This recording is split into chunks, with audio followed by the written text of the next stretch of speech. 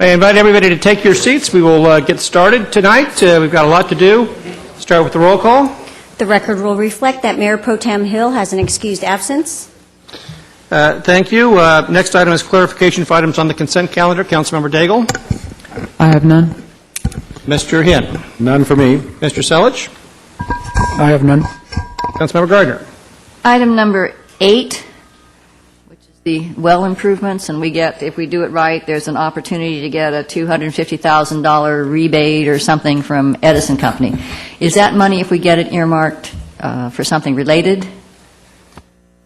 Actually, we had programmed it into the cost of the project to use, so we'll just use the rebate to pay for the cost of the project. Yeah, thank you. Mr. Petros. Yes, item 3. I was unclear on the use of the reference to section 1545050 as the means to notice public hearing on this. That didn't seem to be a proper vehicle, and I'm just wondering, is that what you intended to do? Because I believe that was for the initiation of a development agreement, not necessarily a review. Thank you, Councilmember Petros. That references back to the zoning code where we include all of our normal public noticing procedures, so that is an appropriate reference. Okay. All right. Thank you. And I have no items, but it's not on the consent calendar, but on item 19 relative to the update of the general plan, I will ask that we add 2 more public members to that body, so if we can have appropriate paperwork ready so we can go ahead and approve that at the proper time. Okay, next item is a budget discussion. Mr. Kiff. Thank you, Mayor Curry and council members and members of the public. This is our second major meeting about our city budget, and both of the presentation 2 weeks ago and today are study sessions, meaning it's a little bit more of a free-flowing discussion, a little bit more informal. The council can nod heads and give us some direction on some items, which is what we'll be asking for today. We're going to hold public comment until the end, although the council members can certainly make questions during the presentation. And with the mayor and the council's consent, there is a section in here on the Balboa Theater that Craig Smith will lead after I introduce it. Then he has a number of speakers set up to talk about that. If that's something acceptable to the council, that would be a break in my presentation, then I'll come back to my presentation to conclude it. So introducing the budget once again, our budget is again balanced as it has been in past years. It does a couple of important things. It increases our investments in community serving facilities as well as beautification projects, and it puts more police officers on the street, 4 more to be specific, 3 officers and a sergeant, while still reducing total staffing levels by about 16 positions. So today's focus, as I noted, is going to be on a number of what I'd call special projects, or CIP, that stands for Capital Improvement Program follow-ups from last time. And those include, in general order, but no particular preference, the Balboa Theater, lighting, Back Bay View Park. You can see the list there. I won't read it to you. Then we'll talk about the facilities financial planning program just a little bit. That's the major program that focuses our attention on community facilities and rebuilding them. Then we'll talk about there's an obligation in the council policy to report how the council allocated $6,000 apiece for what we call discretionary funds. Then we'll talk about reserves. Then we'll start to conclude with the budget checklist. So briefly, Dave, yes. Is that budget checklist, is that when we're going to talk about things like the Balboa Island Historical Society?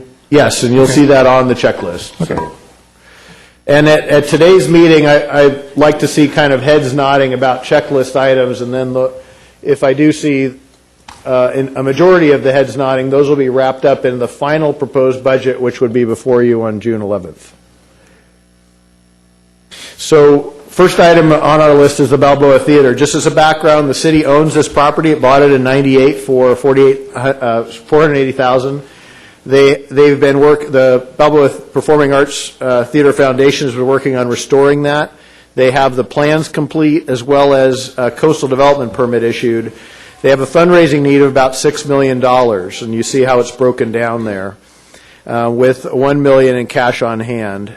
Under the concept that I'm going to talk to you, and Craig Smith and others will, that the Theodore Foundation would have a guaranteed maximum price construction contract within 90 days to manage the construction and take all operating risks thereafter. So the concept that we're presenting to you today is that the city would offer a $3 million challenge loan, initially using the facilities financing plan reserves to later be replenished. Those loan terms would be it's repayable over 10 years at no interest. You see the repayment dates. And again, because the city owns the land, we would have the first mortgage on all improvements. The challenge loan would be contingent upon a business plan acceptable to the city, written by an expert third-party entity. The foundation would have to raise an additional $2 million to achieve the $3 million in matching. We'd have to work on a revised land lease acceptable to the city. The foundation would have to add 3 new expert directors acceptable to the city, and to commit to hiring a full-time executive director by the end of 2013. And there'd be no advance of the city resources until these conditions are met.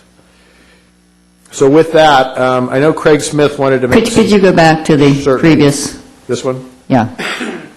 So it's repayable over 10 years. If it cannot be repaid, then the city has a theater on its hands. We would have a theater on our hands, yes. So we will have the $3 million into a project. Now, initially, when it was explained to me, there was a different kind of plan, where there was a loan. Mike, you're going to have to help me out here, that there would be money set aside, and so that the city was guaranteed whole, I thought, with its investment. I didn't bring my outline of that. If that's the case, then I miscommunicated, because the idea here is that it would be a 50-50 match, city money and privately raised money. The repayment of the city money will depend upon results of operations and additional fundraising, more than likely, by the foundation. So we could be, we'd be loaning $3 million on something we already own, but we would have improvements, and we would have a theater at the end of it if the foundation could not pay the money back. That's correct. We own the land, and presumably if there are improvements of $5.5 million, there's probably a $6 million asset against which we would have a $3 million loan. Okay, well, as I say, I totally misunderstood. I thought that there was what kind of a loan? I wish I'd brought that. That an institution was going to hold money for us in escrow or something. Is that ringing a bell? Yes, and that's part of the plan for the private donations, the matching donations. Oh, I see that. I thought that was Yeah. would come. That does not come to the city. The city doesn't get repaid out of that. No. So with that, Craig, do you want to come up and start? I'm going to quickly switch presentations here. Thank you, Dave, and Mayor Curry and City Council members. My name is Craig Smith. I'm on the Board of Directors of the Balboa Performing Arts Theater Foundation, and I believe all of our board members are here. I'd like them to stand and be recognized. Janet Ray, Seth Siegel, Joe King, Kay Mortensen, Judy Posnikoff, Todd Pennington, and Evelyn Hart. And Marion Bergeson is not here today because she had an accident and unfortunately is not able to be here. Also attending and voicing support for our project are Dan Miller, the Irvine Company, Laura Detweiler, Newport Beach. Bob Smith did he come? He had a medical problem. John Forsythe.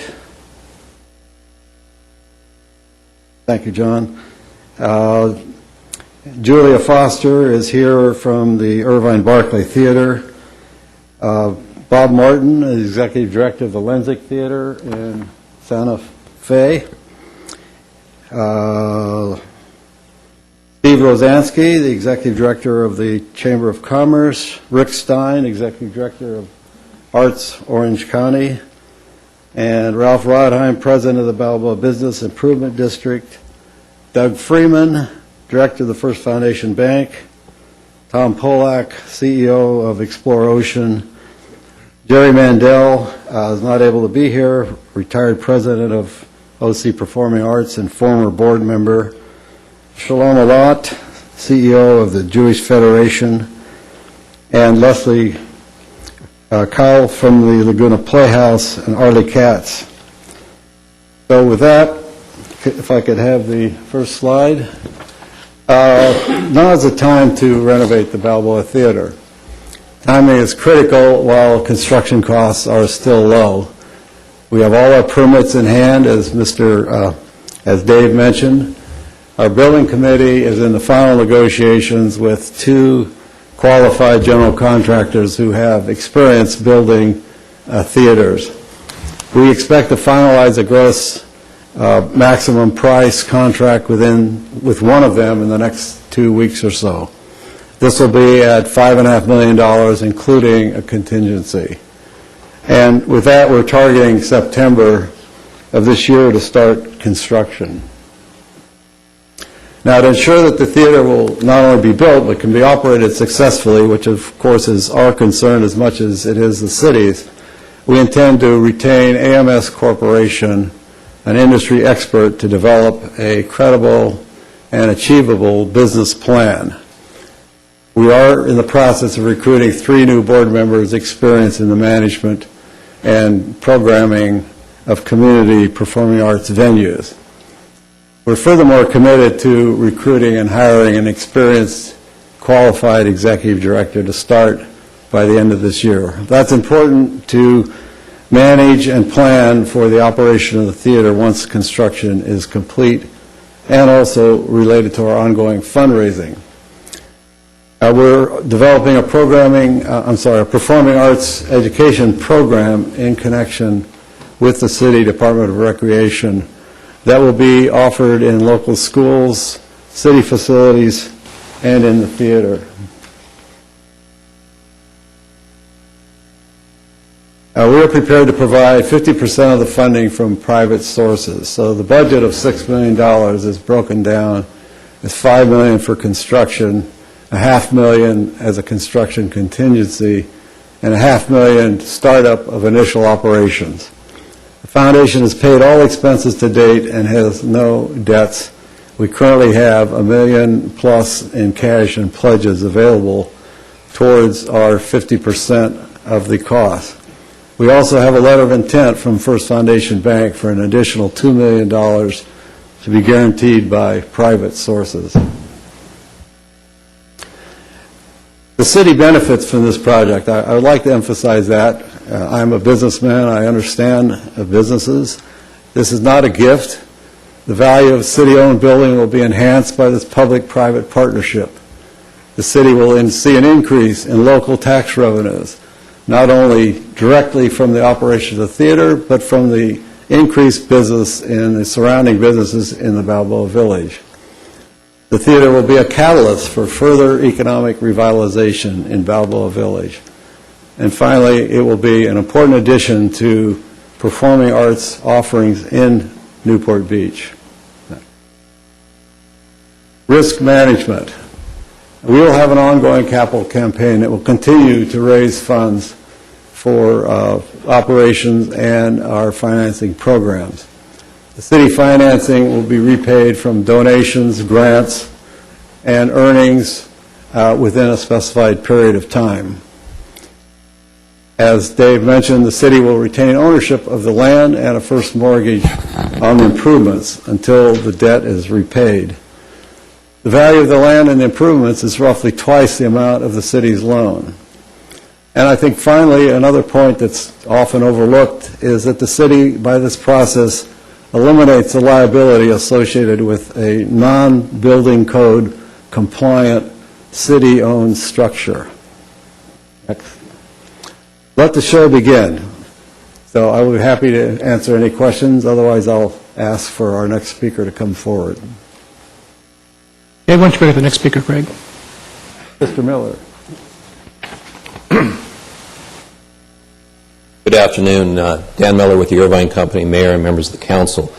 When the voters in 2006 approved the new general plan back then, they reduced growth in a major portion of the city and allowed some growth in certain other areas, again with the goal of reducing traffic. But where they did allow growth, they said that, okay, if growth is going to occur within that general plan, it says you need to have a development agreement. And out of that development agreement, we're going to do public benefits, public benefit fees, land, and other improvements. Early on, when we began the redevelopment and reuse of Newport Center, we made a significant contribution per our development agreement for public benefits. And there were a number of things, like Oasis Senior Center, money went for that, transportation improvements in Newport Center, additional land.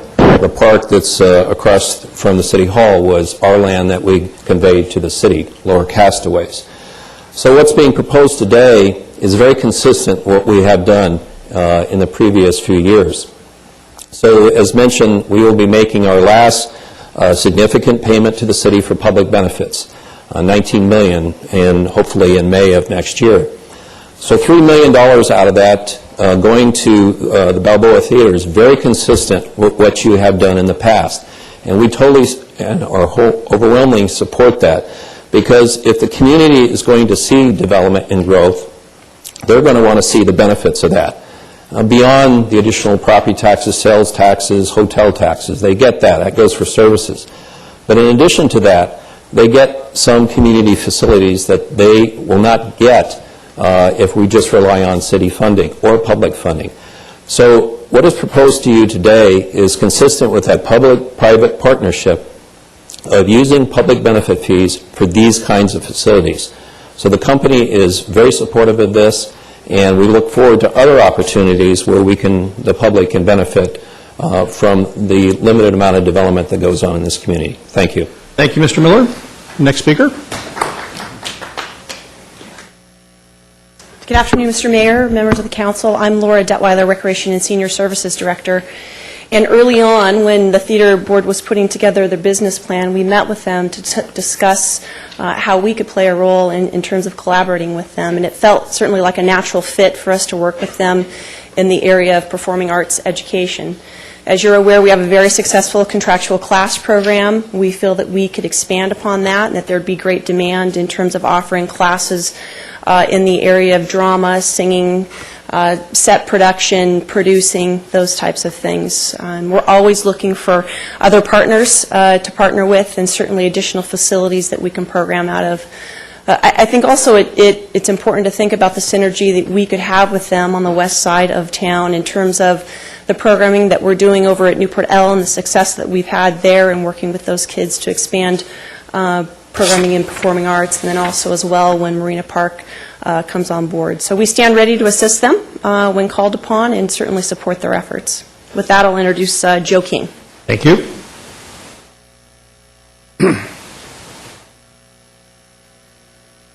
Good afternoon, Mayor and council members.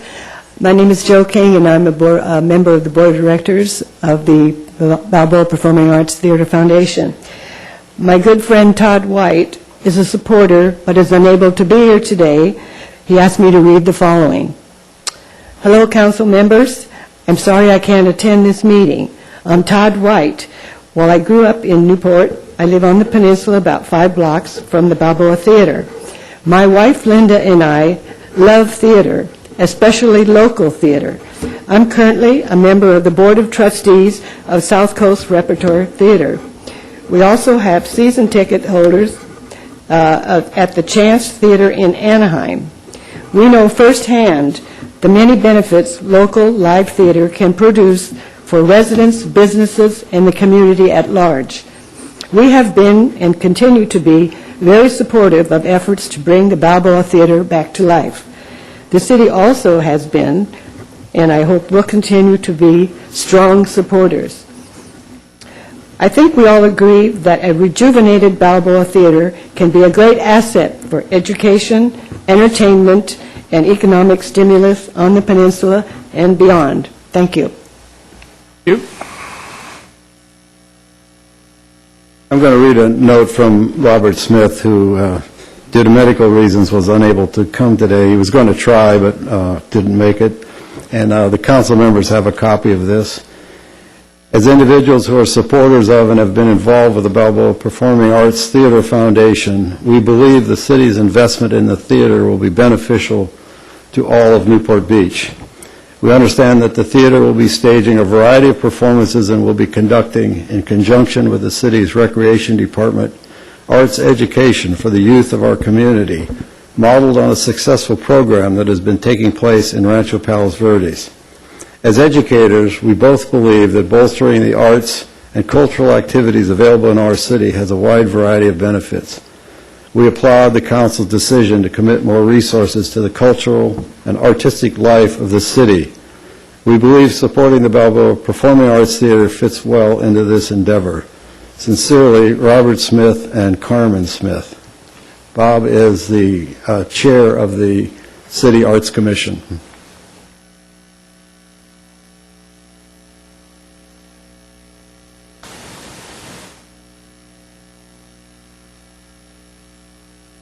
Good afternoon, Council. I'm John Forsythe. I'm president of Pacific Symphony. And for half a dozen years, we've hosted Art Without Walls, part of the Balboa Theater initiative to bring to life their early artistic efforts before the building was actually built, and have enjoyed a collaboration. And I think the key for us is collaboration. While we use the Performing Arts Center as our main home, we see the county as our venue and the opportunity to have a perfectly sized 300-seat theater for incubating new and riskier art projects is really perfect for us. It's a very flexibly designed space, as I understand it, and today's landscape requires flexibility in programming. So I think you'll find that there'll be earned revenue opportunities through rentals from organizations like ours, from other kinds of activities that can help propel the repayment of the loan. And I would just say, as a fundraiser, the fact that the project has been static for a while, it's very difficult to raise money without the perception of activity and promise. And I think as the theater begins to take shape, that's when fundraising will increase. For capital projects, Orange County is prolific in raising money. And just to put in perspective, the Symphony, on an annual basis, raises about $8.5 million just for its annual campaign, no capital. I think for a project like this, in this community, it seems very feasible to meet the objectives of the loan. Thank you. Mr. Mayor and members of the council, I'm Julia Foster, Chief Development Officer for the Irvine Barkley Theater. I'm standing in for Douglas Rankin, our president. Unfortunately, due to his travel schedule, he couldn't be here today. The Barkley Theater is absolutely thrilled to support the Balboa Theater, and we encourage you to wholeheartedly support their project. The Barkley was actually created nearly 25 years ago, also as a public and private partnership with the City of Irvine and UCI and private entities. And we've been successfully programming since then. We also provide a venue for community groups to rent, in addition to all of the professional groups that we bring in from around the world. So we really look forward to the addition of another theater in the neighborhood. I think, as John mentioned, the different size is very valuable as a partner for us. It'll really provide a lot more arts in the area. A large percentage of our ticket buyers are from Newport Beach, so there's certainly interest here in the arts. We also know that a rising tide lifts all boats, especially here in Newport, and so we really appreciate the opportunity for more arts and to bring more to the community. We've also seen the vitality of the UCI area increase because of the Barkley being there, and I know Rick Stein will speak to the economic impact that we've been able to have in the neighborhood, so it's been a good thing for all. So we thank you for your time. I'd like to ask a question. Sure. Councilman Garter? Your funding. Yes. Do you raise all your own funds for your productions, or how is that? We are a partnership with the city and the university and private So they entities. contribute. All three. Yeah. Can you give me an idea of the percentage that they contribute as opposed to the percentage that you raise? Oh, gosh, I don't have all of the figures. I would say it's probably about a third. They contribute about a third? I believe so. And your productions provide We're a $3.5 million organization, so about half of our revenue comes from ticket sales And then- and private rentals. And then the rest of it you raise with That's correct. donations and things. Thank you. That's correct.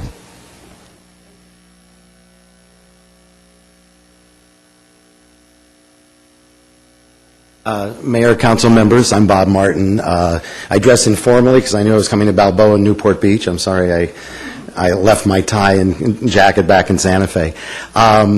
We had a 1931 theater in downtown Santa Fe that in 2000 we did a $10 million renovation on. We've been open now 12 years. We actually purchased the theater in February. And I can tell you that Santa Fe, New Mexico, is not necessarily a town that needs something more, needs more arts. That's what it's all about. But the theater has actually transformed the community.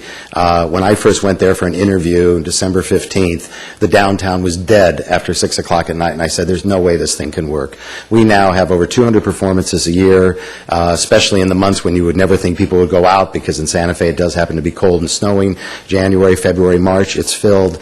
I think that the arts are always sort of the last thing that gets supported, the last thing that sometimes people think of, but I believe, seeing that I've been doing it all my life, that the arts and culture are really integral to any community. And I think especially when you have an historical theater that you have the opportunity to save and turn into something that can be vital, I think it's a necessity. It's also the fact that not only is it wonderful for the soul and the arts that come in, but it is an economic catalyst for so many things. The restaurants in our neighborhood, the bookstores, stores stay open now that never did. So it's been proven, I think, time and time again, that these projects are a good investment. Sometimes it's difficult at the startup to see that, but I believe that you have a town and you have a space and you certainly have a dedicated board where I do believe that they're going to be successful for it. So I think that any support you can give them will be wonderful, and thank you for a great town.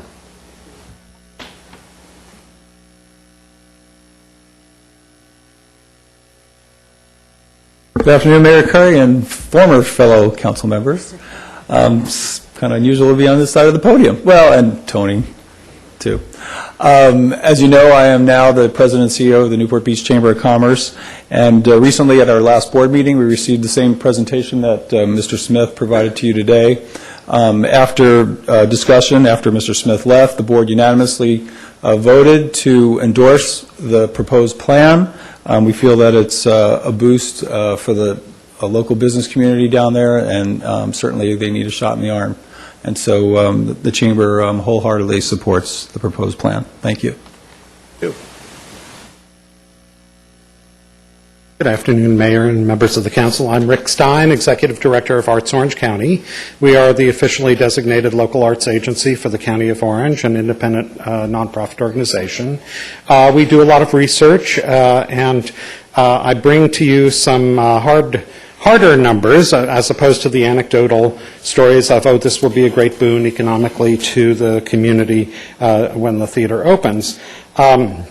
Using data from the study that the Gary Anderson Center for Economic Research at Chapman University has done on the economic impact of nonprofit arts here in Orange County, and the multipliers that they use, Esmela DB and Jim Doty prepare this study.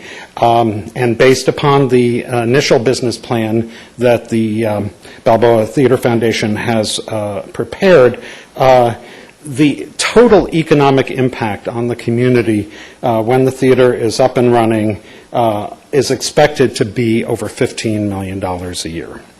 Additionally, there's a separate source of determining what kind of local tax revenue generation might be developed from a theater project and from its indirect local impact.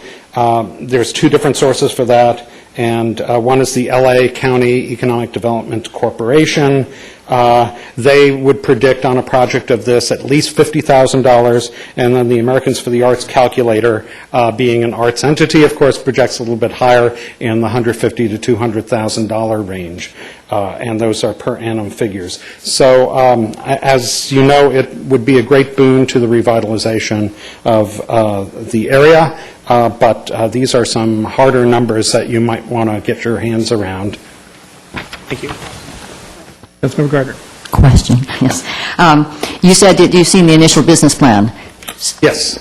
So your figures are based on the numbers that come out of that plan? That's correct. And as I recall, if it's the same plan I read, this is a plan that says that the programming, it's going to be a profit center. Well, I wouldn't say that that's what it said, but I would say that a combination of earned revenue and contributed income would enable it to operate in the black. And it was projecting an operating budget in the neighborhood of $3.5 million.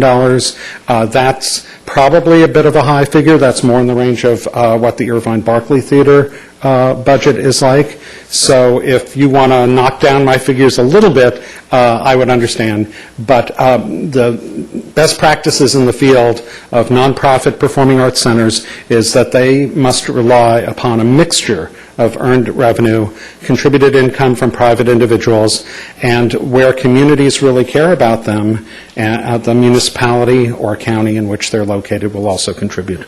Yes, thank you. Thank you.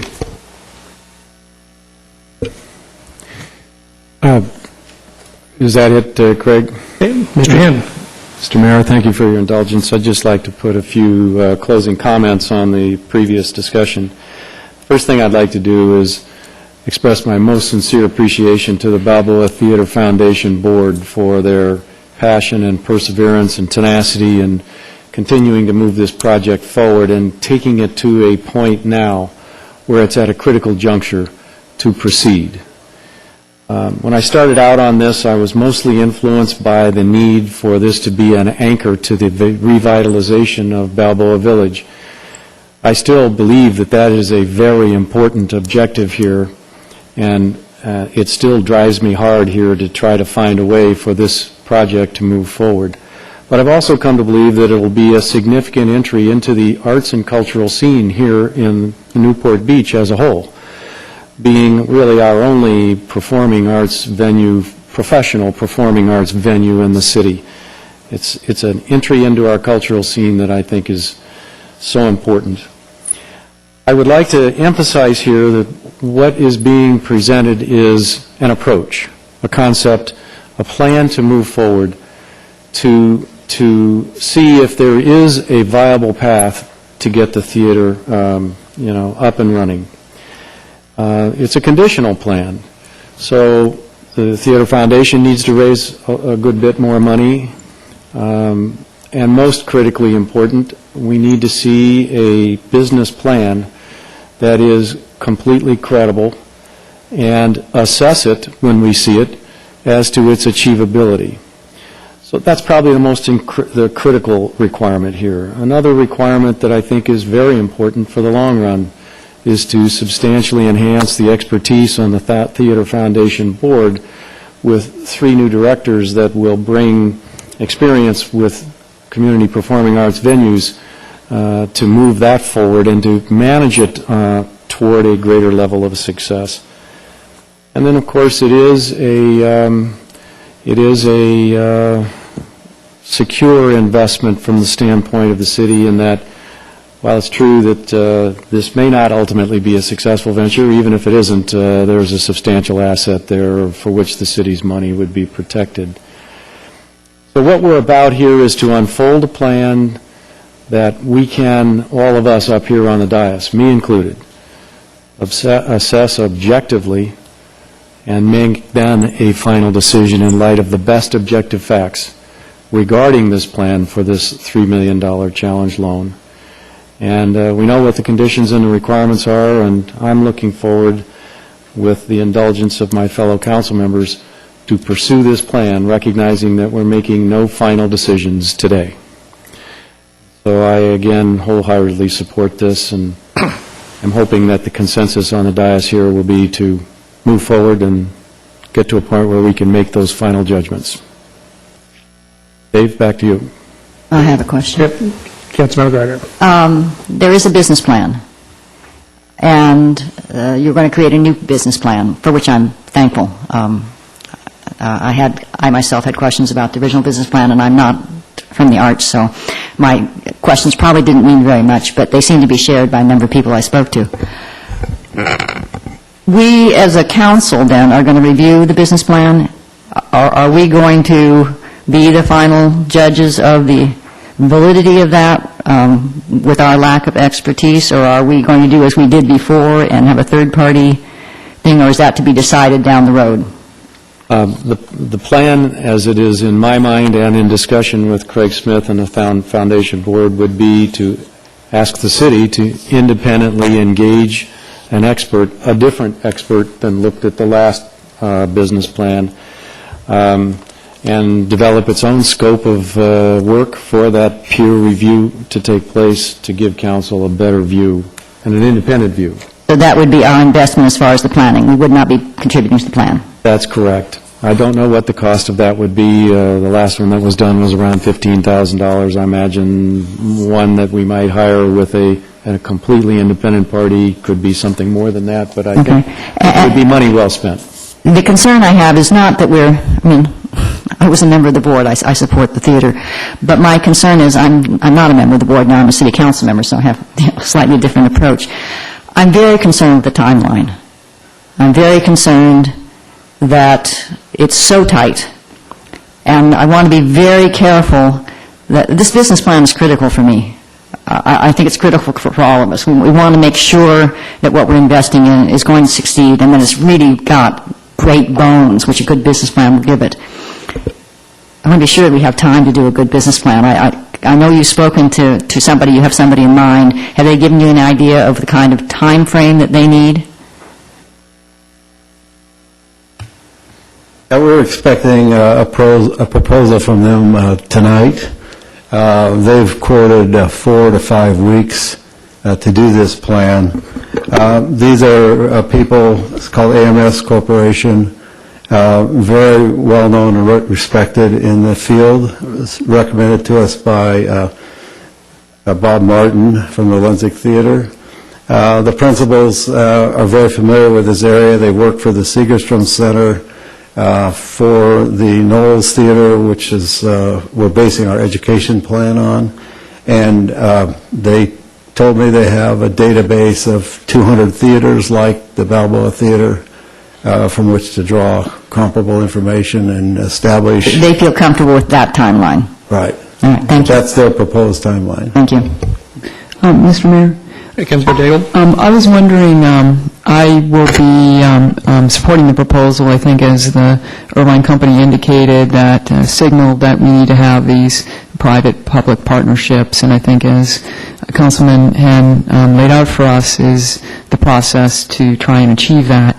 I do wonder at this stage if we could gauge the support of the council, only because I've never seen this much interest in a budget, and maybe we could move on to some of the other items. That's what we plan to do. Okay, thank you.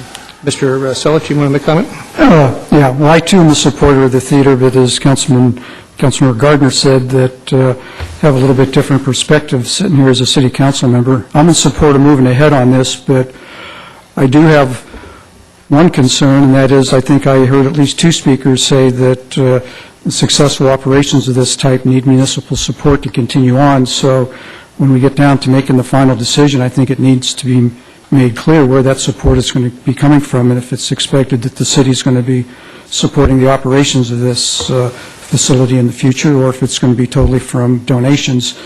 The last thing I would want to see is for us to be buying a pig in the poke here, where we think it's all going to be supported by community donations, but in reality, it's looking in the future for the city to support it on an annual basis. If we're going to do that, then we should be making that decision up front and not get backed into it somewhere down the road. Thank you. Mr. Petros? Sitting on the Balboa Village Advisory Committee, I am a strong proponent of revitalizing the Balboa Village, and I see this as a significant piece of that puzzle. Conceptually, I'm for this. I do, though, believe that the devil's in the details. I just heard about it today. And having been on the end of fundraising and putting together the Environmental Nature Center and that $5 million project, I know that we were able to go out and fundraise ourselves in a very short period of time and erect a building with private funds. And I see a very, very august group of people coming before the council, and I quite frankly, I don't understand why it's taken the 15 years to get to the point of now having to come back to the city for half the construction loan. It is a community asset. I do want to see the thing built, but again, I'm going to be very interested to see that business plan and what the terms of that are. Thank you.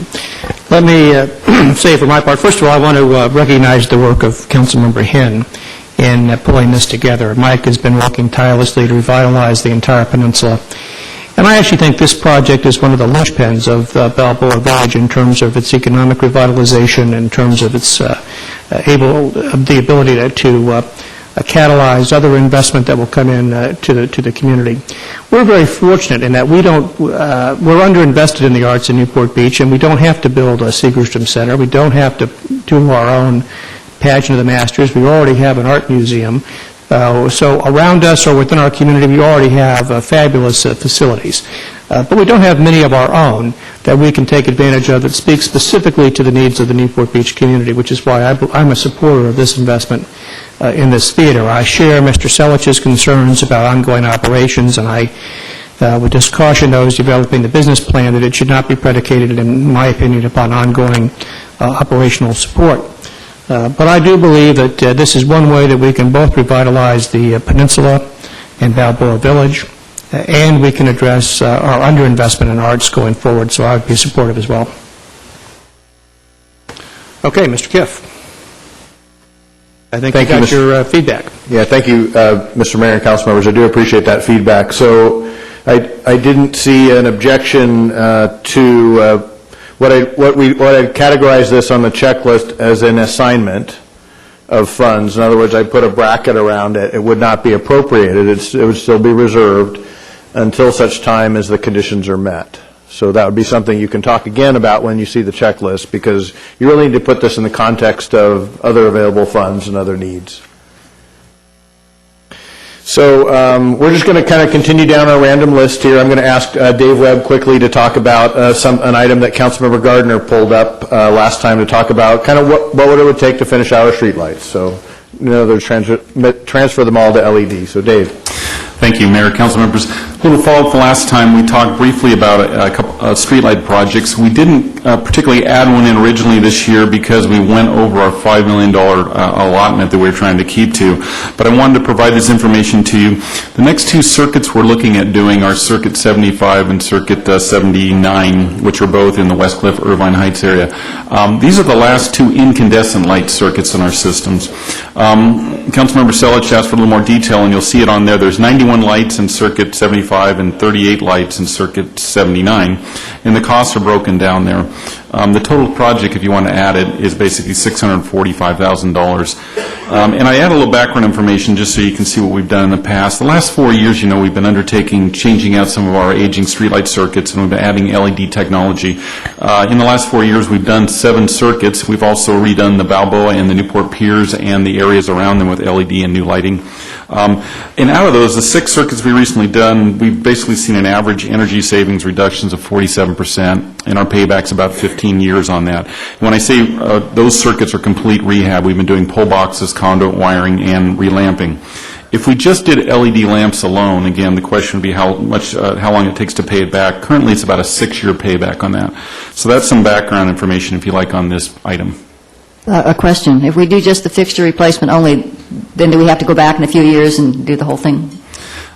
Typically, when we're in there on these older circuits, it makes sense to do it because the wires and the conductors are shot. The other thing that we're doing is we're changing from a series circuit to a parallel circuit. So you could just relamp, but the real bonus comes from when you actually change over and put it on a meter grade. What's the life of these LED lamps compared to the lamps we use right now? Depending on the lamps, you can get 2 to 3 years out of a current bulb. The LEDs are telling us 10 to 12, maybe 15 years in the lamps. There's a lot of labor savings, and we have some of the maintenance cost reductions in there that we're not going up in the pole as much. Well, I mean, this is my hobby horse, obviously. It seems like we get something for this. We get a payback over a period. We get to pat ourselves on the back for being energy savers and then helping save the world in that respect. So I would be for this. I don't know if anybody else would be, but I would. Mr. Petros? Yeah, I would agree. I would agree. Councilman Speak. All right, I see heads are nodding, Mr. Kiff. Thank you. I know last time we had Arab funds from the federal government from the Federal Economic Recovery for this. Let's see if we can find some of that, but otherwise, even in the absence of that, let's, I think, move forward as a consensus here. Okay. The next is the Back Bay View Park enhancement, and I know Dave Webb and Councilmember Selich might want to speak to this and talk about the status. I think part of this is in the CIP already, so it's not so much a checklist item, but.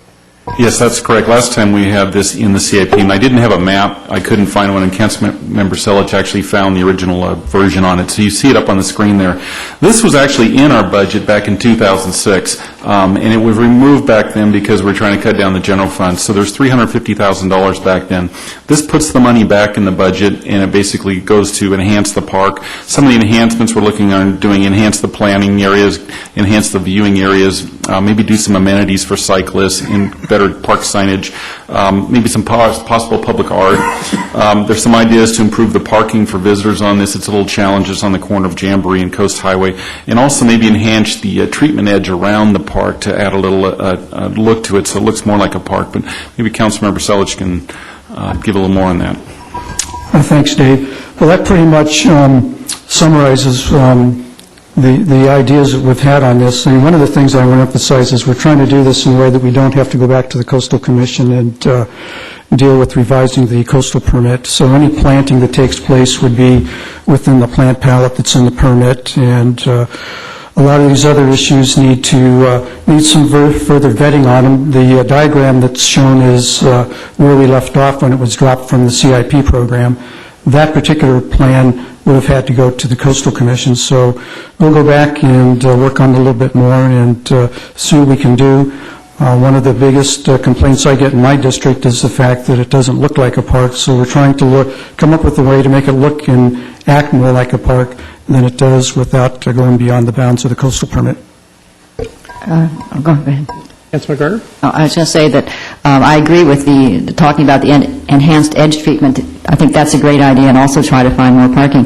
But I think the critical part here, and it really may make it successful, is the amenities for cyclists, because I do see cyclists stopping there a lot, and if we could make it, I don't know, give it something more, then it might become another sort of oasis for them as they go along. Because right now it really is underutilized. It's a shame to have a park with someone to use. Mr. Hannon? Yes, and I sort of view this as an OMI.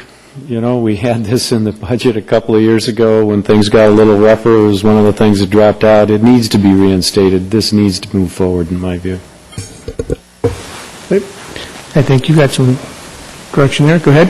Thank you. The next item is actually something that's on your agenda for tonight. This is just a snapshot of the Crystal Cove Historic District. You see, we can come back to this slide. It's fairly complex, but those of you who are familiar with the district kind of know what this looks like. They've had a couple of phases of restoration, and they're finished with 1 and 2. They're gearing up for phase 3, about $20 million expense. You can see kind of what their occupancy rate, what their typical nightly rental charge, knowing that the city gets TOT off of this. So the concept that Mr. Curry is bringing forward is that we would contribute an amount equivalent to the TOT associated with the restoration. And that's kind of what this looks like here, the concept that we would invest to help them with their restoration, give them kind of a guaranteed funding source. It's not much, it's $20,000 a year, but that would be a TOT equivalent, and that would assist in funding and securing more funding for phase 3 restoration efforts. And again, there's about 17 cottages there, and they're gearing to do that over 4 to 5 years. So fairly small budget item, but you will see it on the checklist. If I could speak to this, the idea here is that they have recently raised the rates themselves.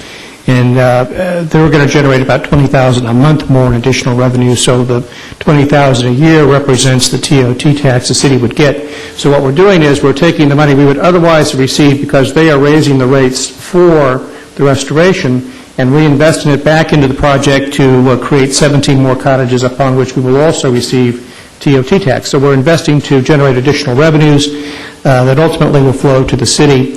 During the mayor's speech in February, I talked about how we need to integrate some of our state park resources better into the fabric of the city, and I think this is one way we can contribute to do that. Is the $280 is an average room rent? So that's, or $240. So that's considered low cost nowadays? I mean, because I think that, isn't that though? I mean, that's one of the values of Crystal Cove is that it has been a lower cost. Right. I think it's $240 because it represents several people in one cottage. Right. I was going to say because it's actually even when you get more. The lowest cost accommodation remains their hostel accommodations, which are you basically buy a bunk bed with a bunch of other bunks with other people. Right. So I think for that reason alone, it's well worth supporting because it is. It's a unique situation on the beach. I'll be supporting it. Thank you. I do think Newport Beach needs its own little pensione, so. Mr. Selich. Yeah, I'd be in support of this also, but I also have a suggestion is I've had a number of people tell me they didn't realize that it was in the city of Newport Beach till they got the bill and saw the TOT tax on it. And so I thought it might be a good idea if we could get one of our city wayfinding signs out there that kind of indicate that that's part of the city. And I think it's an excellent point, Mr. Selich, and I've actually had conversations with them about better signage and recognition for the city's contribution, and I expect we'll be doing something like that. Okay? So next, we can't find a better way to bring this to you except in budget discussions. Those of you familiar with the Newport Pier, almost everyone is, has been a concession building out there that has not done nearly as well as the Ruby's on the Balboa Pier, but it's generally been a fish restaurant and then a sushi restaurant. We've taken a look at what it might take to redo this, and it's fairly expensive. We think the cost to remodel it might exceed the cost to reconstruct a new building. So we want to talk with you more about this and get any sense you might have about whether it should be removed and restored or whether you'd like a recommendation from staff that was everything from remove it and don't replace it, and have, my funny idea was to have food trucks out there, maybe on a rotational basis, although food trucks are illegal in Newport Beach, so we'd have to change that code. But that's a great idea because they're so popular. If the pier could handle it. So whether if you had some direction for us on that, whether you'd like it brought back for more meat, but we're asking, I think we're asking in the CIP, there's about $15,000 set aside for at least some building demolition. Do food trucks pay sales tax, point of? Well, technically, we don't have any yet, so I think we'd have to secure that away. Okay. But if we do, we'd take their tax money. Okay. The 1 cent of, Mr. Selich. Yeah, I don't mind putting the money in the budget to do this, but I think before we make a final decision, I think we need more information on it.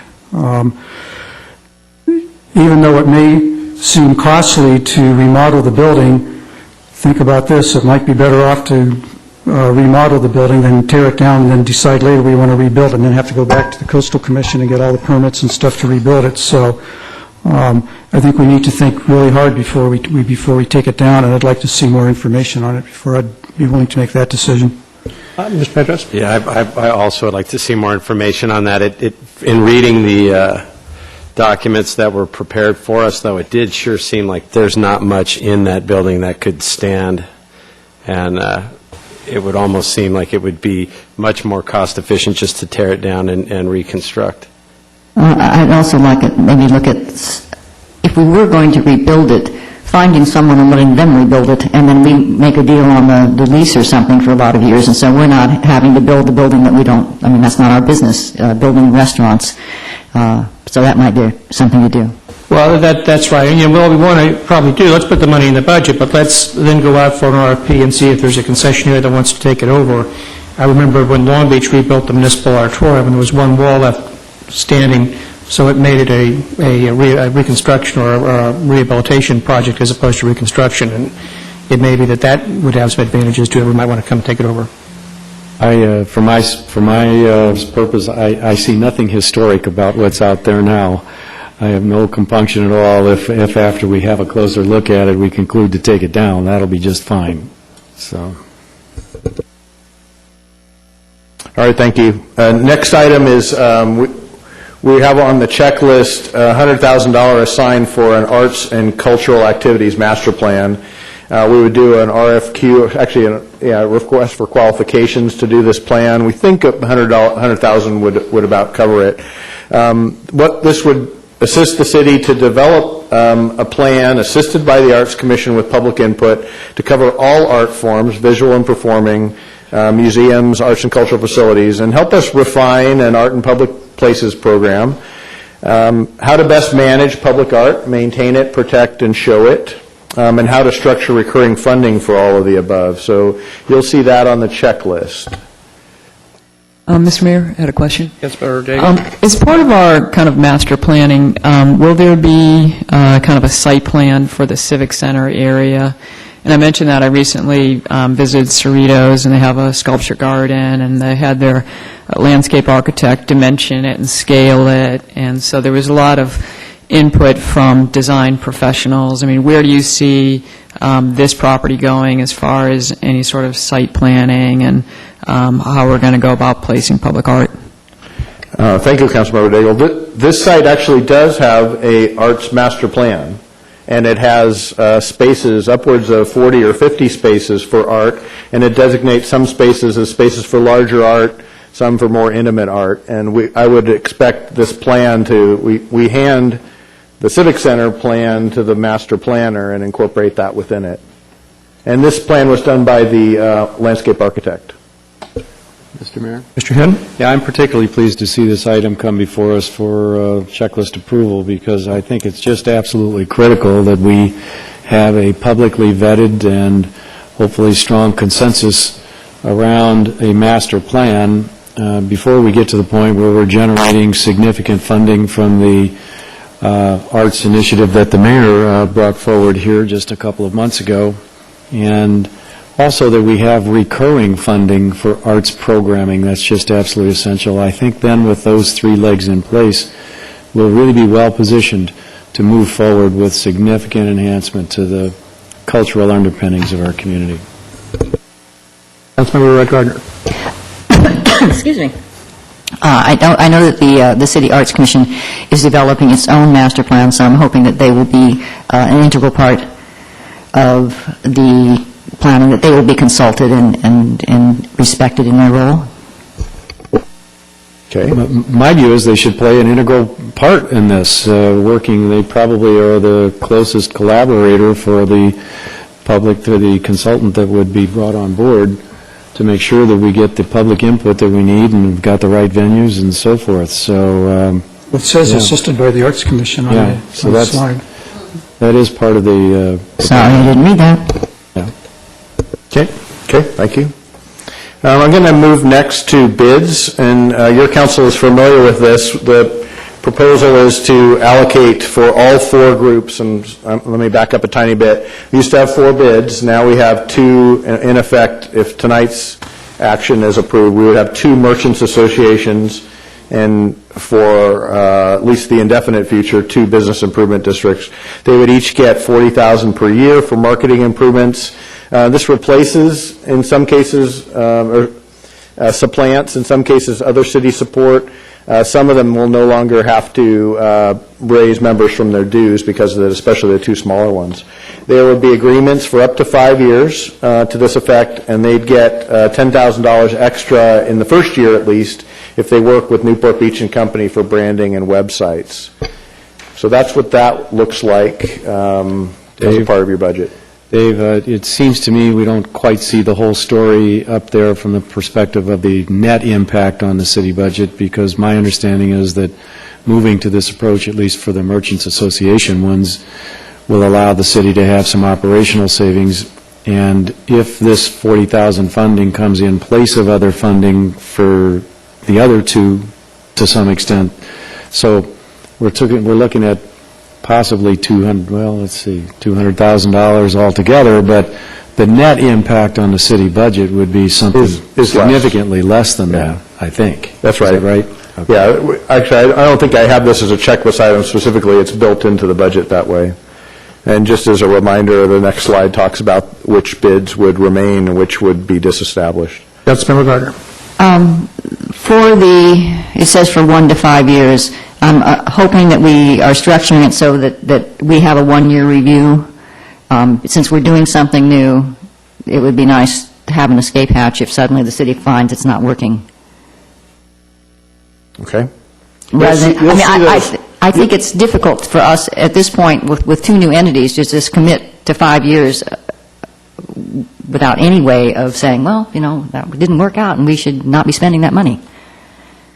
Well, I think I guess the gentle counter to that is I think the merchants associations were expecting a commitment of 5 years in order to give up their right to assess others. What we had envisioned was there would be enough material, enough meat in the contract and performance goals that they would not get that money unless they were doing X, Y, and Z. Well, that's fine. I mean, we're not just writing a blank check and saying, off you go. Right. Okay. Okay. Good. I'm going to talk next about Newport Beach Television, or NBTV, and this proposal, again, it's built into the budget, but I certainly want your blessings on it, or if you had more questions, please ask. These would move NBTV operations to Newport Beach and Company, and we would also move $150,000 a year associated with the cable franchise fees, and we would retain a small remainder. I think that remainder is between $30,000 and $50,000 to maintain the equipment here in the council chambers, especially because that's where the lion's share of the NBTV-owned, city-owned property is.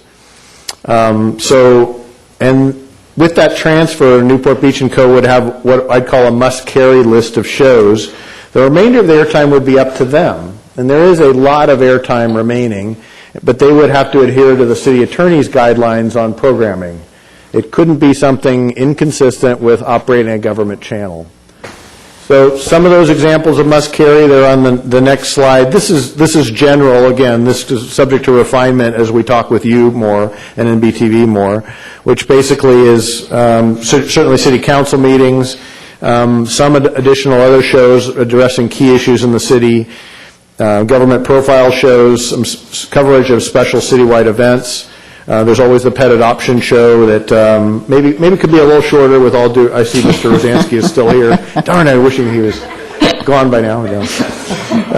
But they'd have to not have to run a bulletin board, but they could run the bulletin board to fill additional space, and then the remainder would be up to them, again, within the guidelines. So this is the concept we wanted to get at least your thoughts about right now and see if that. Again, the budget's flexible enough this could go this way, but we do, go ahead, Mr. Petros. I just wanted to say that I would agree with this as a budgetary item, but you say the remainder of the time after our must-carries would be up to Newport and Company. I would hope that when we get to the actual terms, that there would be programming, and we wouldn't just see the Indian, for... See the what? The Indian. Oh, okay. You're dating yourself. That there is... Black and white, David. It's a concept from way back when. He's not that much older than I am either. That, in fact, there is programming that we're paying the $150 for. I have a question. Councilor Daigle. I know we have one proposal. Do we have other RFPs or RFQs? This is California. There's a lot of TV people. We did not do to my recollection, we did not do an RFQ or RFP on this item. The thought was that there's a unique opportunity within Newport Beach & Co. that would provide actually a boost, a turbo boost to that channel that would brand and market Newport Beach, not just the civic side, but certainly the civic and community side on top of that. And actually, I believe Gary's here if you had a question about what kind of their vision for that. I would be interested in knowing what the added value is that we wouldn't go through an RFP process. Well, while Gary's walking up, I'll just express my view of it, and that is that it provides a real opportunity to integrate, to complete the integration, if you will, of the branding and city identification that we'd like to be able to send consistent messages with and enhance our messages where we can. And so I see that as actually the principal benefit of this, and it's really cost neutral to the city. me ask Councilmember Gardner first before these guys speak. Yeah, just, Aaron, I know one of the things we've struggled with is the access issue in terms of how we protect the integrity while allowing for more flexibility. And you feel comfortable that we can write guidelines that protect us from having to show certain things we don't want to show? I do. We've actually met with Mr. Sherman about these items, and I think that we can come up with a program that effectively allows the city to control the message so it doesn't become an open forum. Gary, you're now in your readiness presentation, so go ahead. You and Tom. Good morning, or good afternoon, Mr. Mayor, members of the City Council. Gary Sherwin, President CEO of Newport Beach and Company. Let me just kind of briefly explain the concept that we've kind of envisioned with this idea, and that is Newport Beach and Company is your marketing agency. We tell Newport Beach stories. We tell Newport Beach stories on a global scale. And really what we see this as being is an opportunity to create new content that tells the story at a more deeper level than maybe what currently exists. In our current business platform, we're developing stories about neighborhoods, about people, about businesses, about what it's like to be here, and we tell that story to the media all over the world.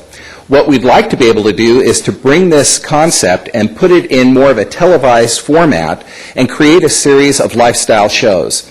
Tom Johnson, I know you all know Tom and his extensive media connections. I'm going to have him briefly kind of explain what we're thinking about.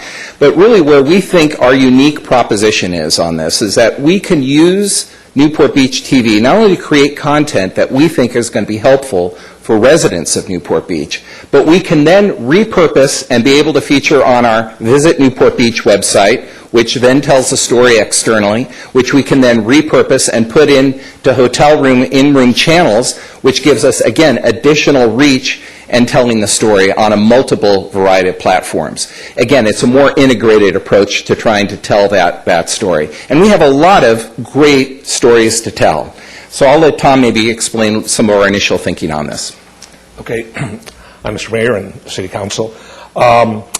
We have talked about various programming that would go in there, but I think all three parts of the people in this community can be affected by this. And when I say all three parts, I think we have developed programming that can enrich the businesses in the community. For example, cooking shows, with chefs in the community. We've already talked to some various stores in town that could host those kind of programming opportunities. So the first key, I think, is, or one of the big keys is, how can the local TV affect business? Secondly, as Gary said, we do a lot of programming that would highlight things that tourists could do once they come to our marketplace. So you check into our hotel, we've checked with our hoteliers, they have extra channels, so we can loop things to do in Newport Beach and, again, add value to somebody's stay. And the third part of the programming is for residents also, and we can do things, we have a world-class health facility in town. We have kids sports programming and the arts that we think we can do some things with. So we've created a first pass at a list of shows, but all highlighting those three areas. So how do we manage this and and make some added value to the community in each of those aspects? Well, thank you for articulating that. It's important the public knows, kind of what we might be doing here, so thank you. Councilmember Gardner. When it says 12 other shows, I'm assuming that means like 12 other serials, not just 12 one-time things. But say we wanted to show the Planning Commission, that would be one show?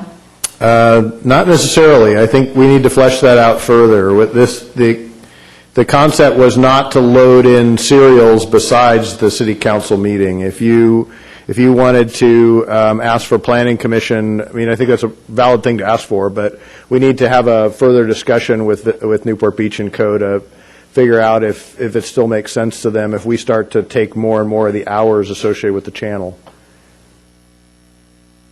Well, I think, for my point here, I think Gary and Tom really outlined why there's value added from Visit Newport and Newport Beach and Co. being involved in this. Our current television program is a highly underutilized asset, and we need to better improve that product for what we offer to the public, so I'm very pleased to see this proposal. Mayor?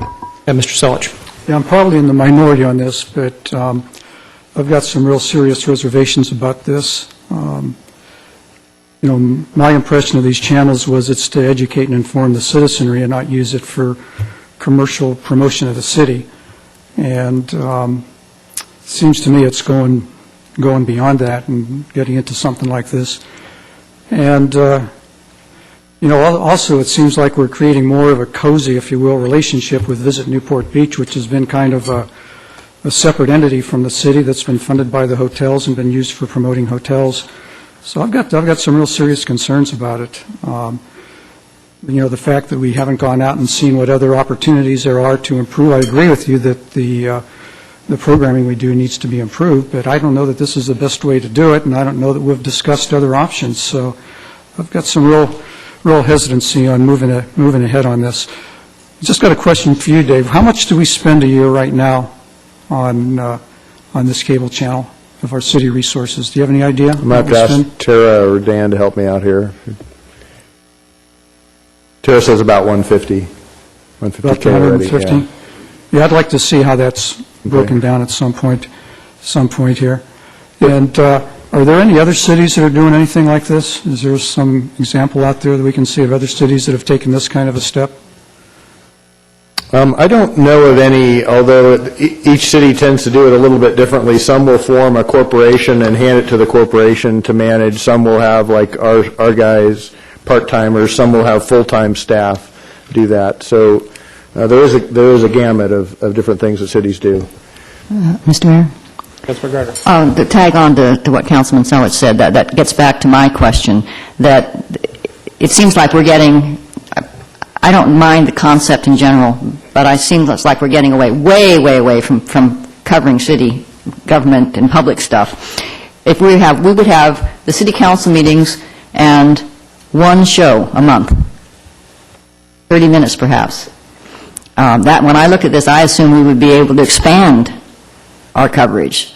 We might be able to cover the Planning Commission, or we might be able to go in and cover a different commission every month or something like that. When we did that, that would be our 12 shows, one at a time. So I would be concerned that we make the public coverage too narrow in terms of the hours. Well, your input's helpful because we haven't talked about this before, and the adoption of the budget doesn't trigger this action. The adoption of the budget we would have to come back to you with the meat around it, the contract, the agreement, the shows, and so it sounds like at least two of you would probably like to spend some more time on this, maybe with a just more in-depth study session and kick around some different proposals, and that's certainly something we can do. I think that's probably Well, I'm happy that we should spend more time on it too, but I'll tell you, I'm not troubled by expanding the reach of what's going on here, and if it involves some amount of commercial benefit to the city or some amount of city image improvement, that's fine. I don't see this as strictly a public programming, droning on council meetings and planning commission meetings. I mean, I'm glad that we. Droning on? Yeah, droning on, just like this, just like I am right now, and I don't. Fine, that's fine, but I don't have any problem at all expanding beyond that horizon here to get broader benefits. I think Mr. Johnson wanted to make a final comment. Councilman Gardner, I just want to tell you that when you're talking about the 12 other shows, that's not something we put into play. So, we're happy to discuss whatever the needs are of the city. And in fact, another one of the shows that we have discussed is something related to a society show where we could actually go out. So a lot of these events and things we want to be at anyway. So we're not closing that down. We didn't say you can only have one a month. Okay, well, but also I want to say that I do like the concept because I see it serving our residents. They don't know about this restaurant. They don't know about this store. They don't know about, so I mean, I don't think those things are necessarily just commercial. They can be very, very good for our residents as well. Good. It sounds like a really innovative kind of media opportunity with a lot of benefits, but I think we also probably need to spend more time fleshing it out as well in terms of what it's going to be. Okay. Thank you, gentlemen. This next item, I'm just going to summarize a little bit to you as to where it's been. Now, right now, we have a couple of folks in Dan's shop that coordinate our film permitting, and we had discussed as a staff level coming to you with something more robust than that actually would not just be the receiver of film permits, but actually do some more marketing of Newport Beach as a place where things could be shot, film-wise. So we did an RFQ, a request for proposals, some time ago now. We received 2 responses back, one from Film LA, one from Newport Beach & Co. And I'm just kind of summarize what the RFP looked at. Film LA provided a permitting system and photo portfolio, on-site supervision at no charge to the city. So basically the permittee would pay this.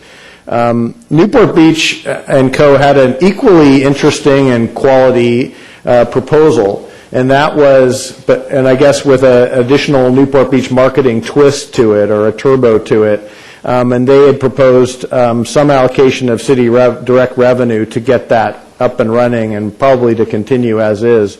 So I'm telling this to you just to update where we are in this process. We're not making a recommendation yet, probably much to the chagrin of Film LA and Newport Beach & Co., because we don't think we're ready to land on a recommendation to you. But certainly if you had any questions about the process to date or concerns about it, please let me know now, or again, we welcome any of your comments about that.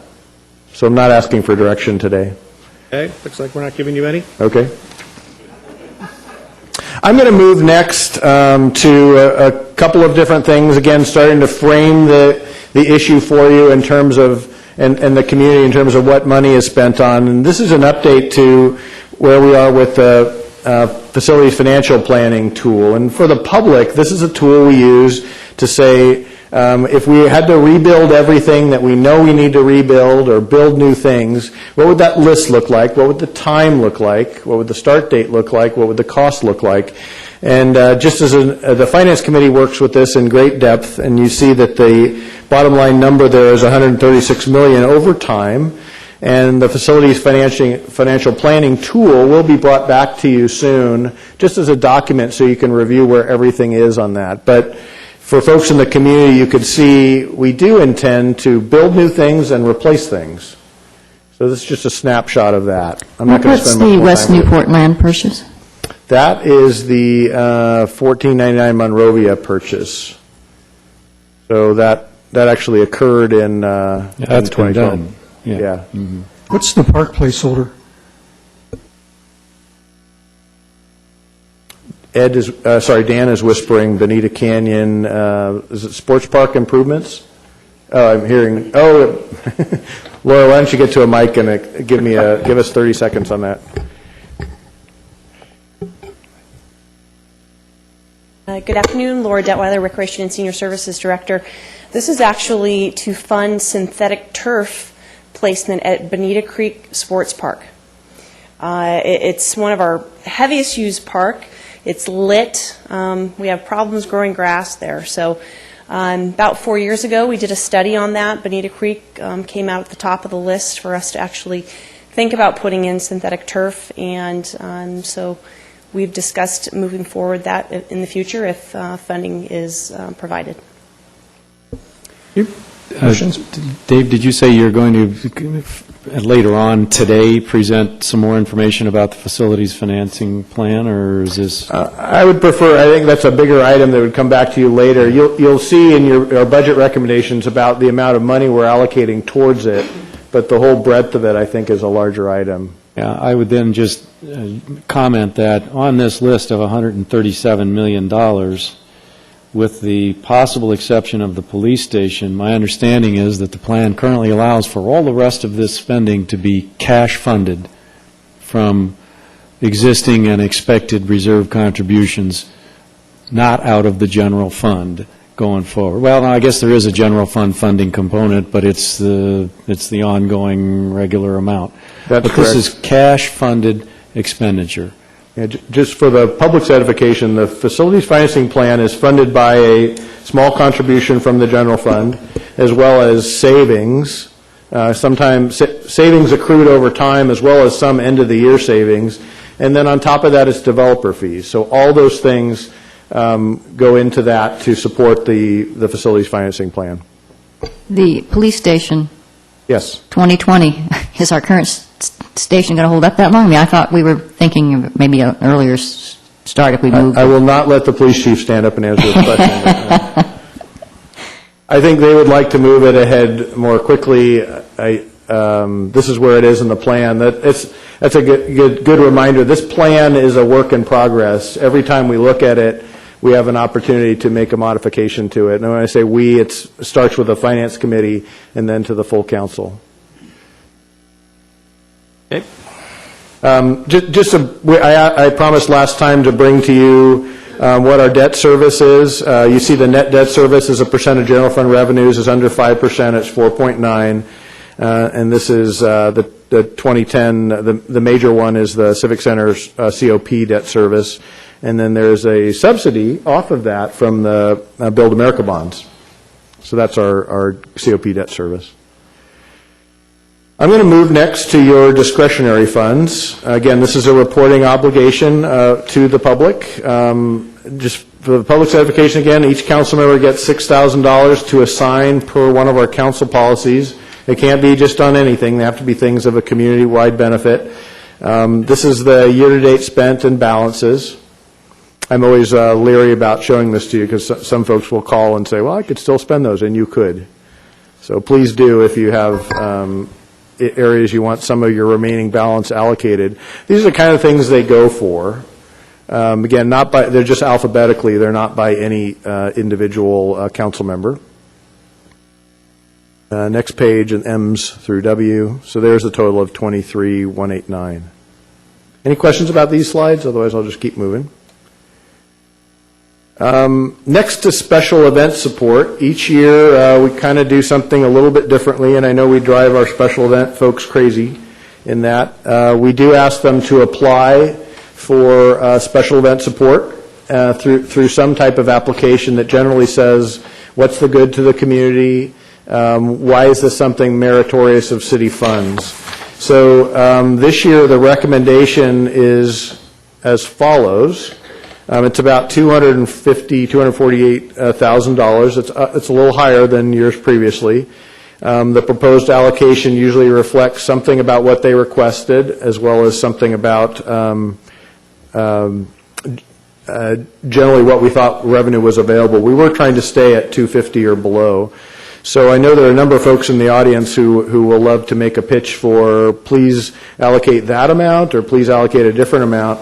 This is the amount that's in the budget, though. So if you think something should be higher or lower, that would then become a budget adjustment if you thought that was the case.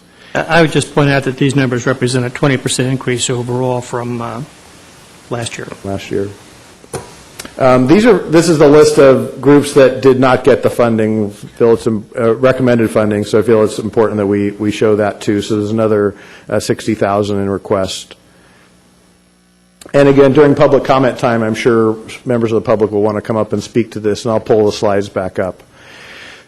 Each year I talk to you about positions. Again, you saw the slide last time. We're proposing 736 full-time positions. That's down from 833 in the 2009-2010 budget year and down 16 from last year. That's still while adding 4 police positions, sworn positions. This is the net of... can you back up for just a second? So I recognize the accuracy of this slide, but it understates the total amount of human resource dedication, the reduction, that it's included in this budget, because there's the equivalent of another 14 full-time positions that are made up of part-time people that are also being reduced. And so I don't want that to pass by unnoticed. The real true efficiency factor here is a reduction of about 30 FTEs. And that's kind of shown on this next slide here. So sorry. It's okay. It's a good segue.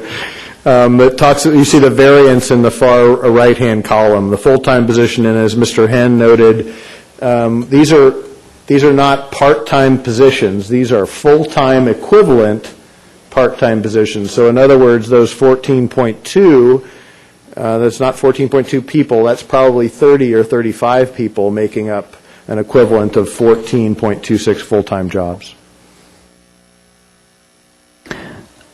I had some questions, Dave, if that's okay, about positions and some of the compensation. I certainly support the hiring of additional police officers. I think we're also adding some staff as well, especially at a time when, because of prison overcrowding, the state's been practicing catch and release to some extent. But during my time on the council, I've grown more concerned about sometimes how salaries and benefits can grow without us fully appreciating how it happened and how taxpayers could feel abused. And so we have, for most employees, compensation increases have been held to inflation, less employees to manage. But I did notice some salary increases for some managers, and you may have an explanation for that. And then one of my concerns is any examples of innocuous-sounding merit increases that could morph into pension spiking with huge impacts over many years. And so my questions are not personal, it's more about the system that's been set up. And so when we have any sort of a salary increases in the final year, perishable merit pays, they're basically salaried by another name, then the impact can be lifelong. And so I asked our city's PERS actuary, what does for example, a $30,000 salary increase do? And they use a multiplier of 15. So what that means is if you the impact is 30,000 times 15, $450,000 that the city's saddled with. So even, let's say, a PERSable increase of $10,000, if you use that multiplier, is fairly significant. And so it's my understanding that we're going to be looking at some merit pays that's structured as PERSable, and so those would be on the budget checklist.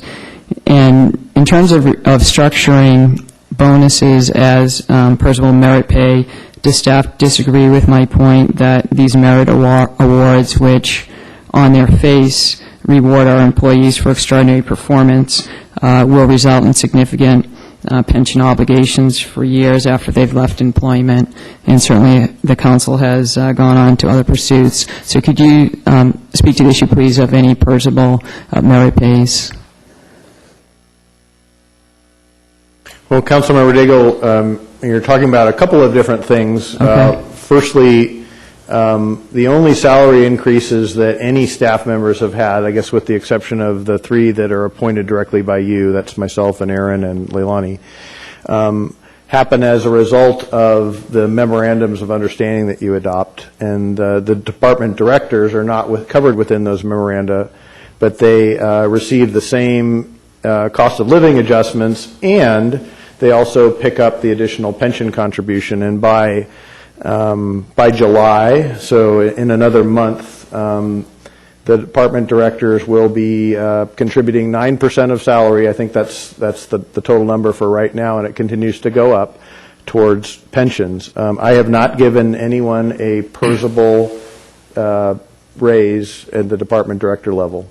I have an item on the checklist that is $35,000 that would try to implement some of the recommendations of the Fox-Lawson study, which showed that some of our department directors are below median, and in some cases I think they should be brought up to, because of good performance, they should be at median or above. So I haven't fleshed that out further except to ask for room in the budget to be able to do that. Okay, so have you identified which positions yet? I have not. Okay. Well, the Fox-Lawson study identified three positions. They were the finance director position, the library director position, and the recreation services, senior services director position. Okay.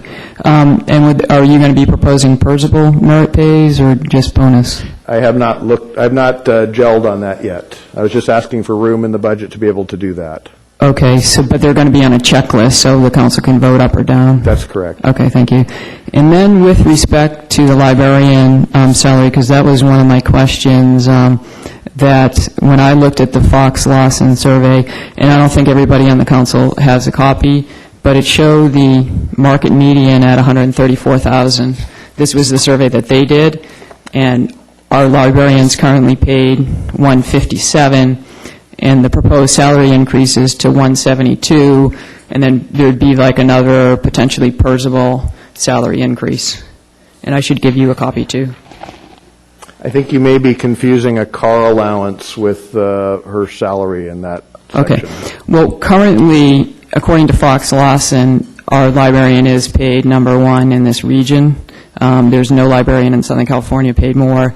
And if we implement what's in the budget, we're getting really close to $230,000, and then if we give another pay increase, that would be more. I think you're misleading what she earns. You're including all of her health care benefit and her pension benefit, and you're not deducting what she pays for that. Okay. Well, within Fox Lawson, though, I'm only following their survey.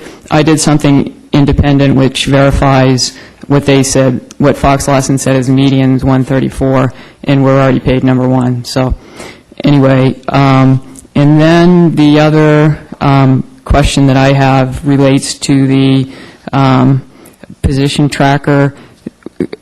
We have, per the municipal code, an HR director. That's mandated by our code. If that position's vacant, we also have a human resources director, deputy city manager, and I know in Santa Monica, for example, the deputy city manager handles community outreach for intense development proposals, deals with the FAA on airport issues, deals with lawmakers and tenant rights issues. What does the deputy city manager component of this job do in Newport? This position covers a variety of things in addition to HR. They serve as acting city manager when I'm gone or when the assistant's gone. They will troubleshoot a number of not just personnel issues, but issues arising from the staff that I don't have time to handle and Steve doesn't have time to handle. So it's certainly HR plus in my eyes, and acting city manager when I'm not here. Okay. Well, you handle a phenomenal amount of work, and I'm certainly looking to try and get you some extra support. So if there was room for a full-time deputy city manager or something like that, I would be supportive of that. I think we have a lot going on in the city, and I see just a need for more support at that level. So those are my questions. Thank you. I appreciate those questions. And let me just clarify a few things, Dave. You're proposing in the budget a $35,000 budget for salary increases for everybody who has a merit increases, potentially for any of the department heads, but nobody's being proposed to get a $30,000 raise. Correct. And not necessarily, as you pointed out, Mr. Mayor, not necessarily a salary increase. That could be a one-time bonus. Again, I need to explore more what's PERSable and what's not in that, but I'm trying to stay in tune with your direction about a more incentive-based compensation, but you're correct. It's $35,000 total across the department, the management team. Right, and I'm looking at these numbers that were apparently just passed out to everybody for this media discussion, and I see that the market median is at a particular number. Geographically adjusted, though, our librarian's within about $12,000 of that, and very close to what's being paid in Long Beach. And really, those titles basically tend to adjust based on how long somebody's there. So if you're there longer than somebody in an adjoining city, you'd generally be paid higher simply as a matter of the passage of time, I suspect. Is that correct? Well, it's passage of time and additional experience in that position. I think in many cases, the longer our directors are here, the more value they bring to the organization, and that should be, arguably that should be compensated. So when we've now gone back to our department heads and have them paid more to their pensions, what's been the practical impact of that on their take-home pay? At least a 9% reduction in their take-home pay, so it's not too hard to do the math. Right, and those have not been offset in the matter of the department heads, but regularly scheduled or large salary increases as a result of an evaluation of the job they're doing. Correct. Most of them many of them are at top step ordinarily, so they can only be adjusted by a cost of living increase. And as you folks know, generally the cost of living increases that you've held to are below the rate of inflation. And in the chart that you showed us recently, it looks like we're down by more than 100 positions, so our department heads are managing services with substantially less staff. Have we made big reductions in the services that we offer the public since we reduced the staff, or are they still pretty much managing the same types of services and level of services that we had in 2010? Same types of service, same level of service, and in fact, sometimes more challenging because we've asked them to manage more contractors. And that the one risk in managing a contractor is they can get squirrely and you need to be on them more, sometimes more than city employees. So I do think we've asked them to do more with less people, and there's a good reason to say that they should be compensated for that, at least keeping up with inflation and what they're contributing pension-wise. Okay, thank Mr. you. Mayor, if I may clarify, that study, that survey currently says Newport is top at 157. The budget proposes that number to go to 172. So just to clarify that, and that would make us just absolute tops in Southern California. And as you've very much supported along the way, our compensation philosophy has been median. So I just wanted to add that additional information. Yet again, the budget number does not include the deduction they're making for pensions. There is no other way we don't set that number aside in a budget. But as Councilmember Mayor Curry and all of you know, that's approaching $5 million a year as a direct contribution from individuals' paychecks. And where you see it is in a reduced PERS cost. You don't see that the fact that we're not spending $5 million more than we would have, say, 10 years ago. So that $5 million is being paid for by the employee, and it's a deduction from that amount in the budget. Mr. Hinton.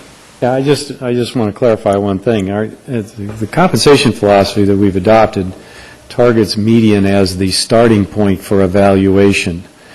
It should not be confused to think that we should be paying everybody median.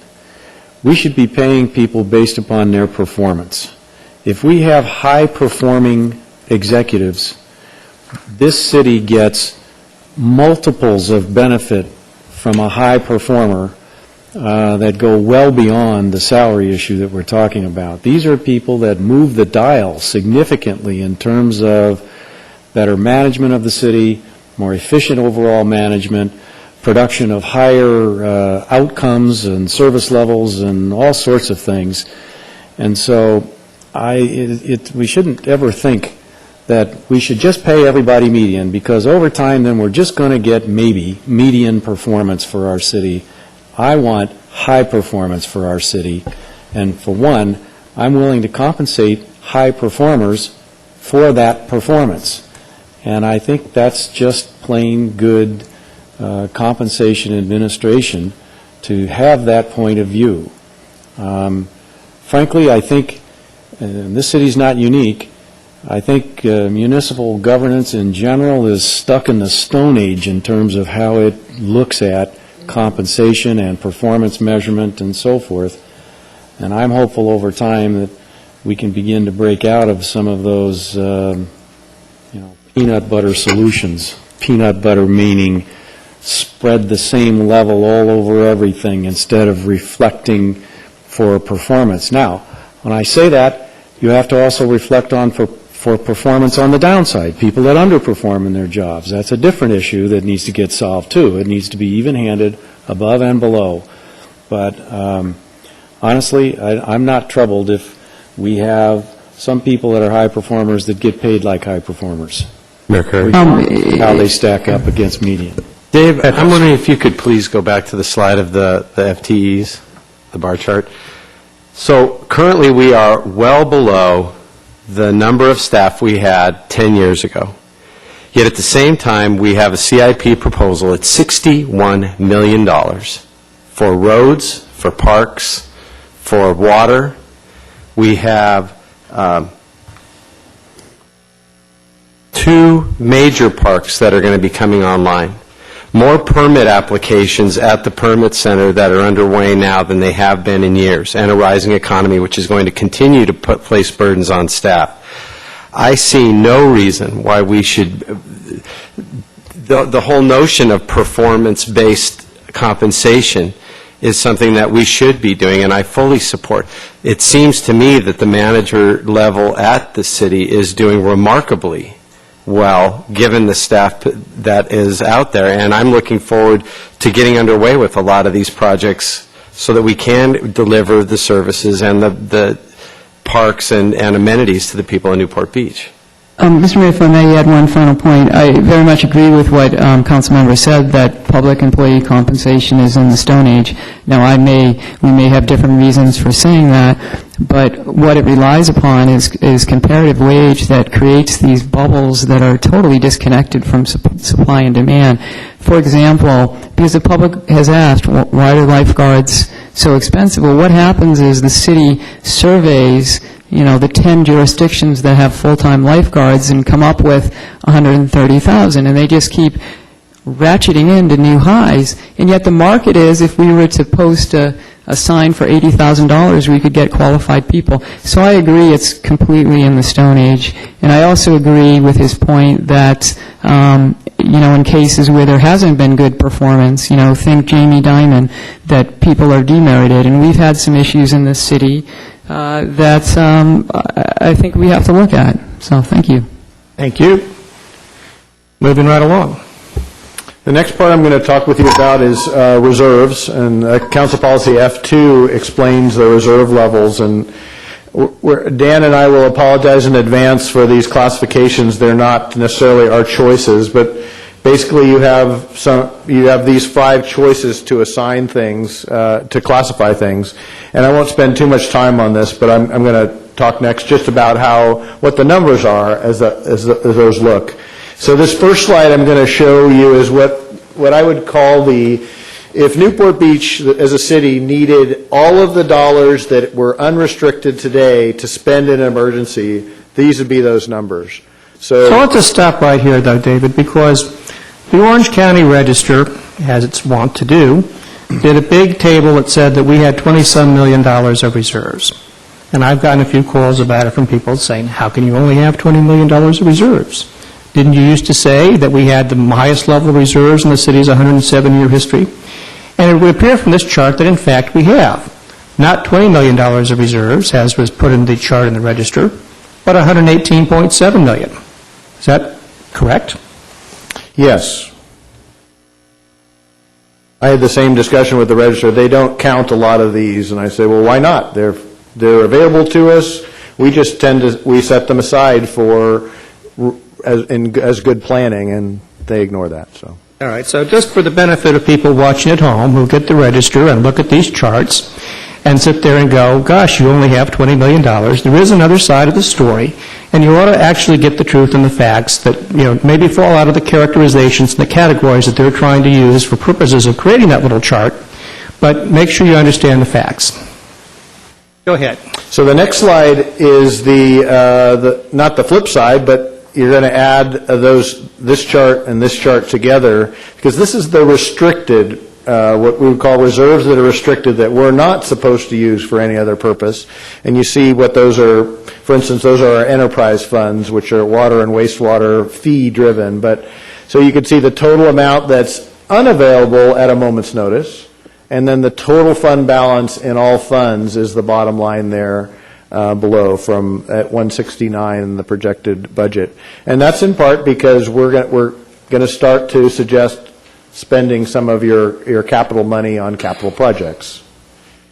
So bear with me in the next couple of slides. I'm going to transition fiscal years with you, and it's kind of challenging. It's challenging to us, but hopefully I'll try to make it as clear as can be.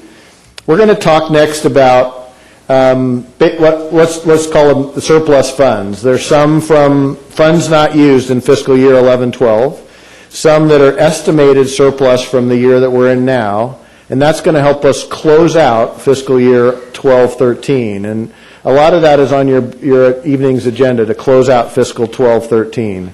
So I'm going to talk more about what that looks like, and please don't be too confused by the numbers.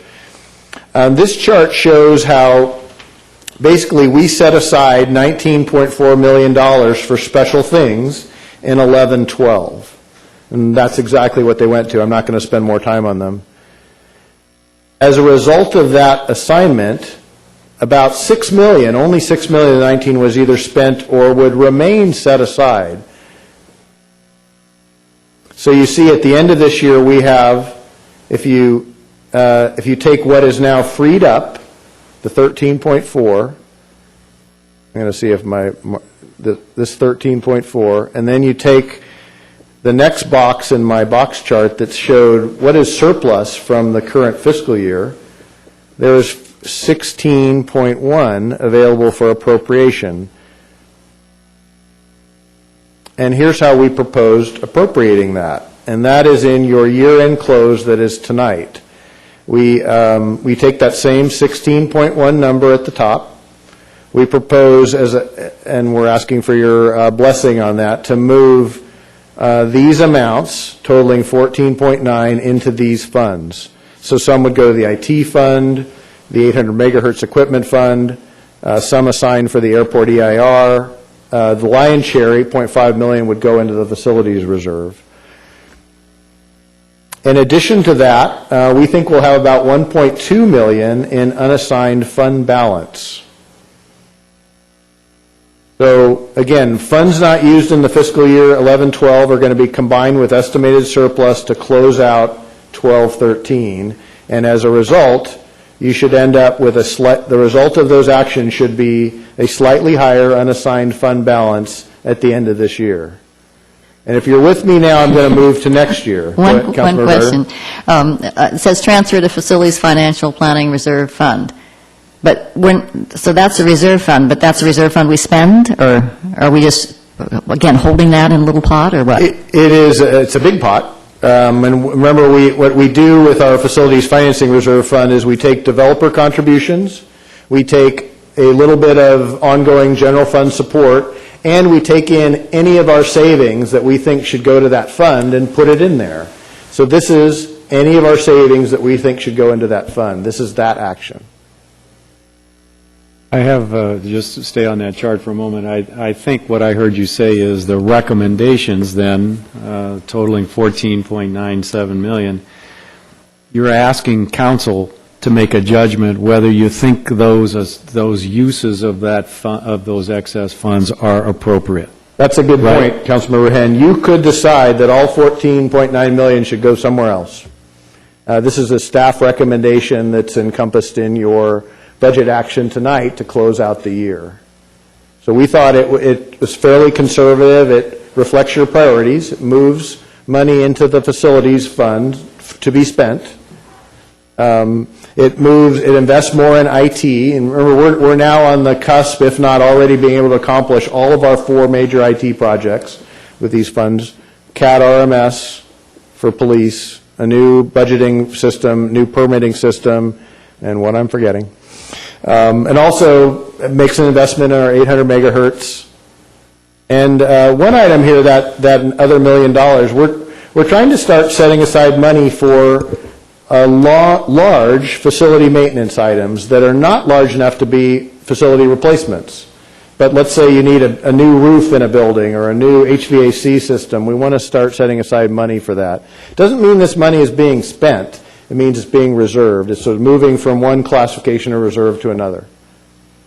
And as it relates to the big gorilla on that list, which is the transfer to Facilities Financing Planning Reserve, we can discuss whether or not we should transfer that much money into it, but that is the reserve that funds the $136 million worth of remaining facilities spending. That's correct. Life cycle facility spending, not next year. But yeah.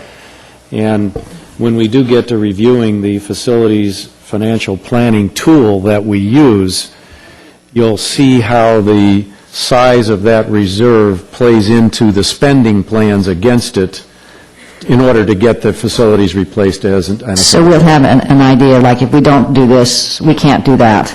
Right. Good, thanks. And one of the things you'll need to see in the next couple of slides is whether or not we met all of your other goals with the rest of the money available to us, and I think you'll see that we did, pretty much. That's what when the checklist rolls up here. So again, just summarizing what I just told you, we took funds not used in fiscal 11-12, plus the surplus, to close out the year, and that's your item on the council's agenda tonight. Dave, if I can stop you right there, please go back to this one? If I look at the agenda item for tonight, the Budget Amendment 13BA044, I can follow all of your numbers, but the Facility Financial Planning Reserve, in this table, it's at $3.5 million. What's the difference? You want to try and explain that, Dan? Okay. Okay. Where'd the other 5 come from? So, You think it's in the budget already, Dan? yeah, I think there are Not a some change, in other words. already appropriated. We had 3.5 reserved, and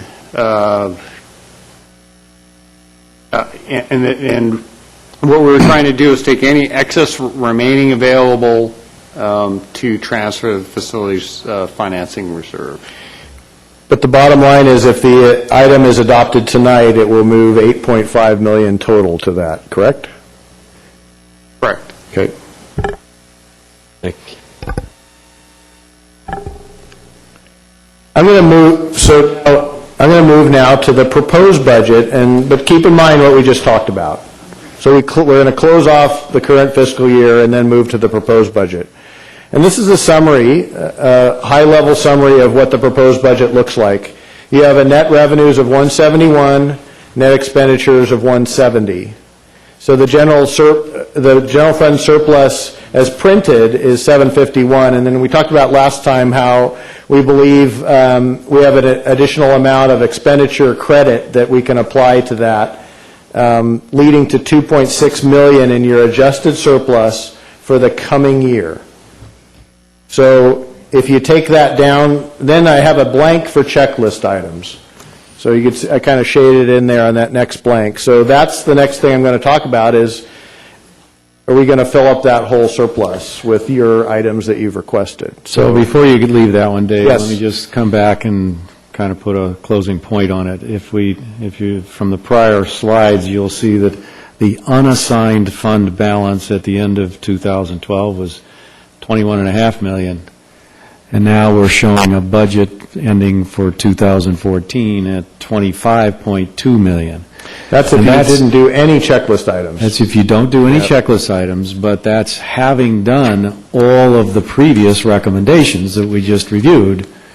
Our unassigned fund balance, which is sort of the leftovers, in our cash ins and outs, will still go up $4 million, depending on how much of it gets used for checklist items.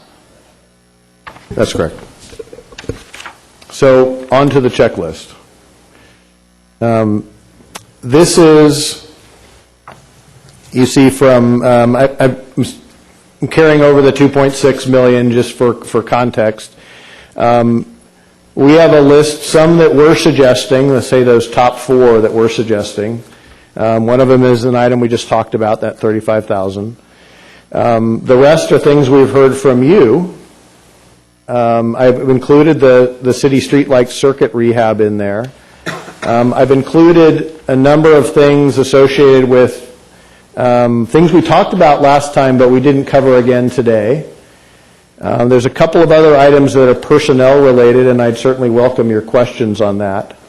So what's not on the checklist?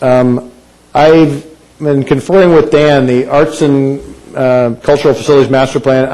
I'm probably going to cover that with current year revenues because I'd like to get that started a little earlier. Speaking of that, what's number 10? Number 10 is, this is the position that Jana Barbier has left. We're going to propose contracting that out. So that's why it's a net negative to the budget. We did leave a certain amount in the budget that would contain the cost of that contract, but that's some of the benefit and salary saving. You say net negative, you mean it's a benefit? It's a net benefit to the budget of adjustment, yeah. of $68,000. So you could see, especially Councilmember Russell, it's item 7, the entryway enhancement project. Remember, we have $50,000 in the budget for the design of that, and then there's the big discussion over, well, what happens if Coastal Commission approval is necessary or not necessary, and so we would come back to you. I think that was your last direction with a budget amendment for the cost of that project. So that's not a checklist item as such. What did we give the Balboa Island Historical Society last year? Little Bird is saying 15. Sorry? It was 10,000. 10? Okay. So, and why do we have an increase? There will be somebody under public comments to comment on that. So any other questions before, again, And David, just to be clear with folks, you've got some salary and benefit adjustments and savings in public works. Just talk about that because those offset each other. I do, and I am forever the optimist, and that's in part how we have reduced the staff. Our public works folks who scramble really hard and are scrambling harder, given their workload, are answering their own phones and processing their own invoices and for accounts, and frankly, I'd rather have them focused on working on projects, not answering phones. So the thought is to have some administrative support there, and it would probably be promotional, because we do have any organization our size still has some room that if someone could promote into that, I'd back eliminate the position they were promoting from.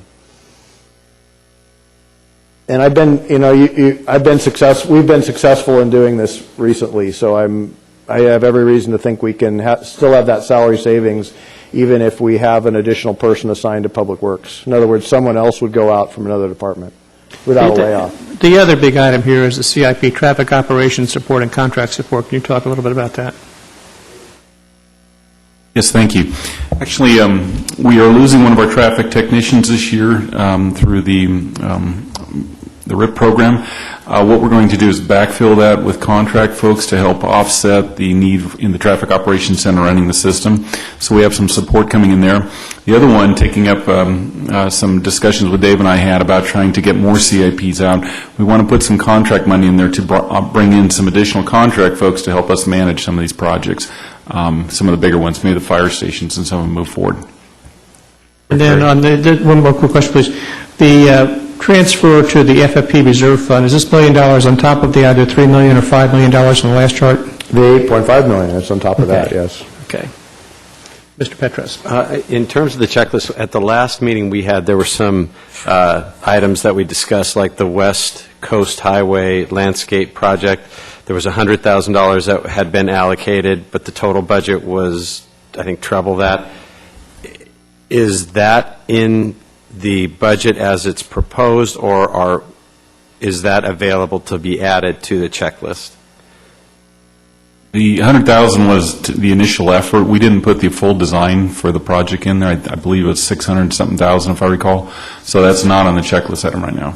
And the reason for that is we didn't think we could get to it this year? It could be a staff load, and I think we still have to do some work with Caltrans and come up, with the design, go through them, and it's going to take some time to get them on board with that. So I don't know if we'll be undertaking the full design yet.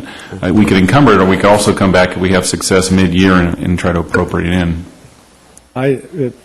Mr. Hen. Follow up, though, I would not want the lack of that being on the checklist to in any way slow down our effort to get that done. So if there's any sort of inhibition to that for not having it in the checklist, let's put it in the checklist. I mean, what is there any, the fact that it's not on the checklist, is that going to slow us down at all on that project?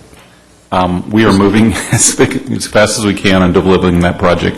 There are some hurdles, and there's a lot of other things I know on people's plates.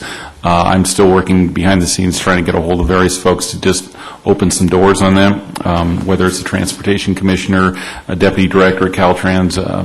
So as we're getting, we have some success and see some light there, but I don't know if they completely adopt our plan yet to go right to the design effort. All right, so Dave, how would you like to proceed on this list here? Do you want to go down one by one, or what's your pleasure? Excuse me, Mr. Mayor, I did have one other small question. Mr. Hen. Does the budget, as proposed, include some money to redo our resident survey, like we had talked once before? The resident satisfaction survey? Little Bird, Susan telling me 30,000 in the current year, yes. So there is money in the budget? Yeah, it's not a checklist item. Well, I think we vote on them next week, is what happens, each of these items, the checklist. You have a couple of items you could do. You could straw them now, and that helps us build the budget. You could tell me you want to wait and individually vote on each one next time. It's a little easier staff-wise if we did it today. at least straw vote, so I know what is likely not going to be approved versus what would be approved. That helps the staff to finalize that. Are we able to spend all $645,000 next year for streetlight switch-outs? We're going to send that out to a contract design. We should be able to encumber that. I guess as we're thinking about what we're going to do here, I'd just point out one more thing, that the starting point for unassigned reserves at the end of 2012 was $21 million. And if we didn't spend any of this $2.5 million, it would be $25 million. So if we do spend that, we're still going to see an increase in our unassigned reserves of a couple $1 million from where we were before. So you are going to see that, and frankly, I think our estimates are still quite conservative, even in the year-end close, so that may be slightly higher. We try to budget very conservatively. although this looks like a bunch of money, and it is, and we should spend it wisely, I just want the public to understand that we're not going backwards here by any means in terms of our financial standing here with our reserves. Well, that's right. And of course, we focus on $2.5 million out of $170 million. So let's put that in context. But this is fun. The rest of it isn't. To that point, I think it's really important that, these are public needs, and it'd be foolish to save for the purpose of saving when there are needs out there that, we should be using the public's money. On the RPG 54 permit, again, I'm sorry to go through these individually. On that, I remember that budget item was much more than $56,000. Is there some reason why the whole is not included in there? Again, if we should be doing it, let's get that done. The remainder of the money is already in the budget. This was additional money. Mr. Miller and I talked, and he needed a little bit more to make sure he can do the whole project. So I believe the total is $400,000, rings in my head. It's already in the budget. $100,000 this year, $300,000 coming up.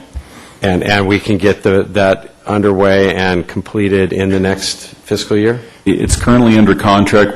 Council approved a $100,000 contract already, and we're going to add to that with the new budget, and hopefully that effort will be delivered this next year. Okay. Thank you. Does the council also have the prerogative to add to some of these sometime in the next week or so if we kind of look around our districts again? I would suggest a couple things. The best direction you had tonight, we'd appreciate. Today, we'd appreciate. You also might. I know there's some folks in the public that probably want to talk about a couple of these things, and including some on the special event support side. That may give you. It's only 5 o'clock here. Only you've been talking about it for 2 hours, but give you a little bit more time to kind of think about this. I do want to. I'm going to come back to, this would be the final slide. If you adopted all the checklist items, this is kind of where Mr. Henn was going. You see that the unassigned balance still grows and has grown another $1 million plus from just the close of the current year that we're in. So it still grows even with this proposed checklist. So with that, I'll conclude. These are, again, notes that you've talked about a lot, and we can come back and revisit the checklist this afternoon after public comment or whatever your pleasure might be. Well, I don't see anybody jumping out to give you direct guidance, so I think I don't see a lot I think we wanted to wait for public comments, because I have some questions about things. Let's do that. All right, if there's no other council questions, then we will open it up for public comments. So please come forward. You'll have 3 minutes. We welcome your comments. Don't all come at once. Going once. There we go.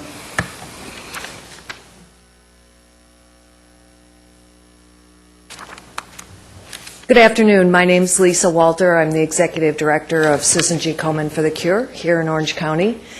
I feel small talking to you about our special event support when you've just talked about $22 million in reserve. But I want to point out a few things. Now, you read the register. We have $118 million in reserves. Yes, sir. I want to point out the Race for the Cure here in Newport Beach. This will be our 22nd year. We're very pleased to be here for those 22 years of the event. We bring in 30,000 people on that day. I want to point out that fully a quarter of those people are Newport Beach residents. but another 3/4 of the people who come for the event are Orange County or beyond. And we have certainly put in with our application in the past information about how this drives revenue at Fashion Island. It fills up the Newport Beach Marriott, so there's the tax revenue there, and it increases lunch and brunch all along Corona Del Mar. Newport Beach and the Race for the Cure here, it's the largest Race for the Cure in California, which is something we should be very proud of. And largest means how much money it raises and brings back into the community for breast health services.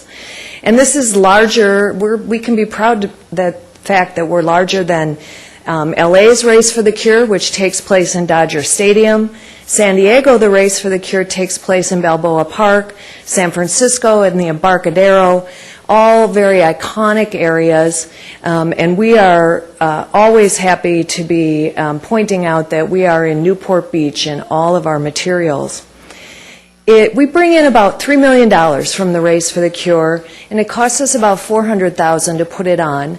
And of that $400,000, about exactly $20,777.72 were the costs for city services last year. Over the many years we've been here, for many, many years, the city covered the complete cost of city services and provided an additional grant into the Race for the Cure. The last couple years, it's been at $10,000 support, and that's been tough for us. We would ask you to consider increasing the $10,000 to $20,000, which is the amount that we did ask for, in consideration of the benefit of the Race for the Cure and both the benefit economically coming into Newport Beach and to the citizens in breast health services. Thank you. Thank you. Next speaker, please.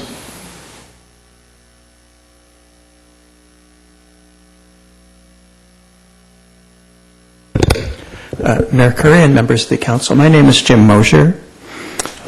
In discussing budgets, it's very easy to miss the big picture by getting involved in the details like we see up there on the screen.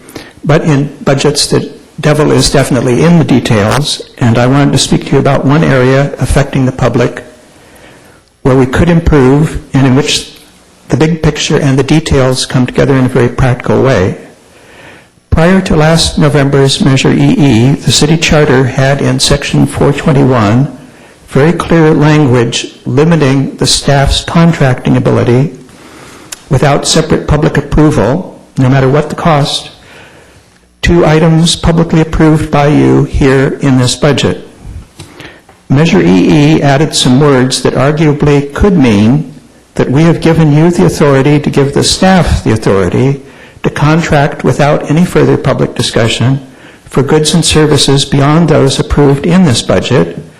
But since you have not exercised that power, I think it remains important for the public to know all the devilish details of what is actually being approved here and next week.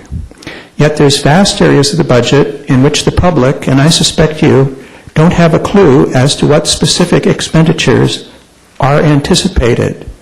As a specific example, in the budget for your operation, the city council budget, staff has submitted a request to spend $215,075 on professional and technical services.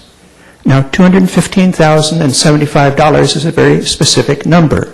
So I have to assume somebody on the staff is able to click a button somewhere and see what detailed expenditures are going to add up to that amount or expected to during the year. But the public can't click that button, and I don't think even the city council can. So we don't know what specific things are being approved in the budget. I think that could be improved, and I think it's quite technically feasible. The other area in which we could easily improve is that even if we knew what the exact expenditures had been approved, the public has no easy way to monitor whether staff is following that plan and that the checks written during the year actually cover the expenses that are approved in the budget. In Costa Mesa, in Irvine, in Laguna Beach, the taxpayers routinely see the register of the checks, or warrants as they're called, approving the items that are going to be spent during that month. That's on their council's consent calendar, but in Newport Beach, we don't see that here, we don't see that anywhere. I think we could and we should. Thank you. Thank you. Next speaker, please. Please come forward. Good afternoon, Mr. Mayor, Council. I'm Troy Davis. I'm here to represent the application for a special event for KOCI Radio, which is our local nonprofit community radio station. It's an LPFM, which if you don't know what that is, it is a special designation with the FCC, which mandates that we are part of the community and we provide community services to the citizens of this neighborhood. We have introduced a special event for a concert, which will be next summer. It'll be a year from this June. We wanted to make sure that we had plenty of time to plan that. And I also wanted to mention that our listenership is somewhere around 60 to 70,000 people. And I found it interesting as I looked through the list of the special event applications, 9 out of the additional 15 applicants are people that we currently work with or have worked with PSAs, event tents at their events, with live interviews, in-studio interviews, etc. And we do all of that at no cost to these other nonprofits that are a part of this segment here. The date that we chose for next late June, we planned that so it would not interfere with any other city events. It would not interfere with the 4th of July events. It's also the high season here in Newport for tourism, which we'd love to capitalize on. And also that the kids will be out of school at that time, because this event is being planned for and marketed as a family-friendly concert event. We're not interested in mosh pits for this event. So in that vein, kids up to a certain age will be permitted free. The venue of Newport Dunes was chosen because the kids can run around and play, if you're familiar with that, as opposed to an indoor event or a outdoor stadium where seating is specific. It will also have a lot of jumpy tents and face painting and a lot of other activities outlined just for children. This is planned for a daytime event so that we don't have to worry about any nighttime activities or any perhaps noise issues that would come up at nighttime as well. The vendors that will be providing food and other items to this will all be, to the best of our ability, be Newport Beach businesses, so that we are concentrating on having Newport Beach businesses as part of this concert event. Additional booth space will also be available for showcasing lifestyle Newport Beach businesses, so they can be also represented at this event. As far as experience is concerned, KOCI has had several music concerts in the past. We have sold out every single time that we have had a musical concert. In fact, the last one we had to turn people away. Part of that could probably be attributed to the power of radio marketing. But since we are moving to a bigger location, we have already retained the services of a professional management company, event marketing firm here in Newport Beach called Diamond Productions, many of you are probably familiar with. And they have a stellar track record here in the city of Newport Beach of event planning of large events in and around the city of Newport Beach. So we would love to have this. KOCI would love to have this being an annual event, the city of Newport Beach being our lead sponsor, of course. And in light of the fact that the Taste of Newport is either on hiatus or is no longer, I think this would fill that interesting spot of having a concert in the city of Newport Beach, where we really don't have that right now. I see my time is up, but I just want to emphasize that we are a local, nonprofit community radio station, and with, like, for instance, like the Newport Beach Film Festival, we put countless hours Thank you, Troy. into that, and we'd love to have your support in that. So thank you very much. Thank you. Good afternoon, Mayor. My name is George Schroeder, and I've been a 25-year resident here in Newport Beach. This is my first opportunity to speak after being here 2 hours, and there's a few items that you discussed that I may want to comment on. First of all, just on the overall budget, I was here 2 weeks ago when this item came up. I did take the time to go online and review all 434 pages. It's actually a very comprehensive budget. All the items are there. I was happy to see, after reviewing all 434 pages, that the programs that the residents who did participate in the neighborhood improvement areas for improving the streetscapes in different parts of the city. Those items were and are included in the budget, and they're still there. I don't know if we can get to West Coast Highway, but if we can, that would be good too. So I want to thank staff for including those items and that they're in the budget. And then I guess next I would just want to say on the Balboa Theater, as a 25-year resident, I would like to see that go forward. I would hope that they find a way to come up with a business plan that it makes sense, that it doesn't become a burden on future city councils. And then also I wanted to comment a bit on Newport Beach TV. Now, it's my understanding that those channels, we have them through our cable TV providers. They have to give us a channel each, both Cox and Time Warner Cable. Those are public government channels. They also carry the Newport Mesa School Board programs, and I feel kind of like Councilman Selich that those are public channels for the benefit of the residents. I think to turn it over to a private party for advertising,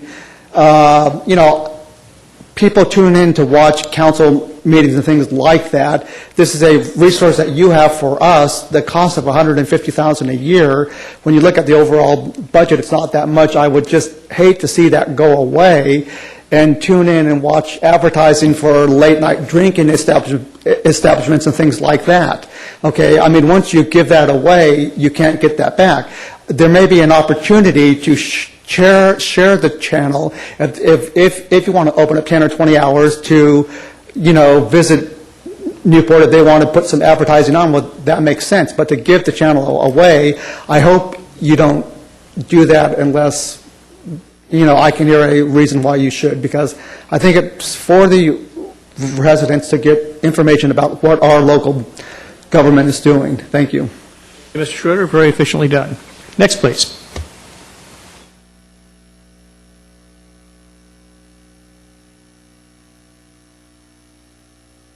Mr. Mayor and City Council, my name is Ed Trainer. I represent the Balboa Island Museum and Historical Society. And behind me, I have a number of the board members from the museum, Bob Dennerlein, Sharon Lambert, who's the current president, Bob Lambert, Mike Smith, and Shirley Peppies was to be here today, except she's had a medical issue and has asked me to take her place. The museum has grown substantially over the last 20 or so years. We're now located on Marine Avenue on Balboa Island. We're seeing 5,000 visitors a year.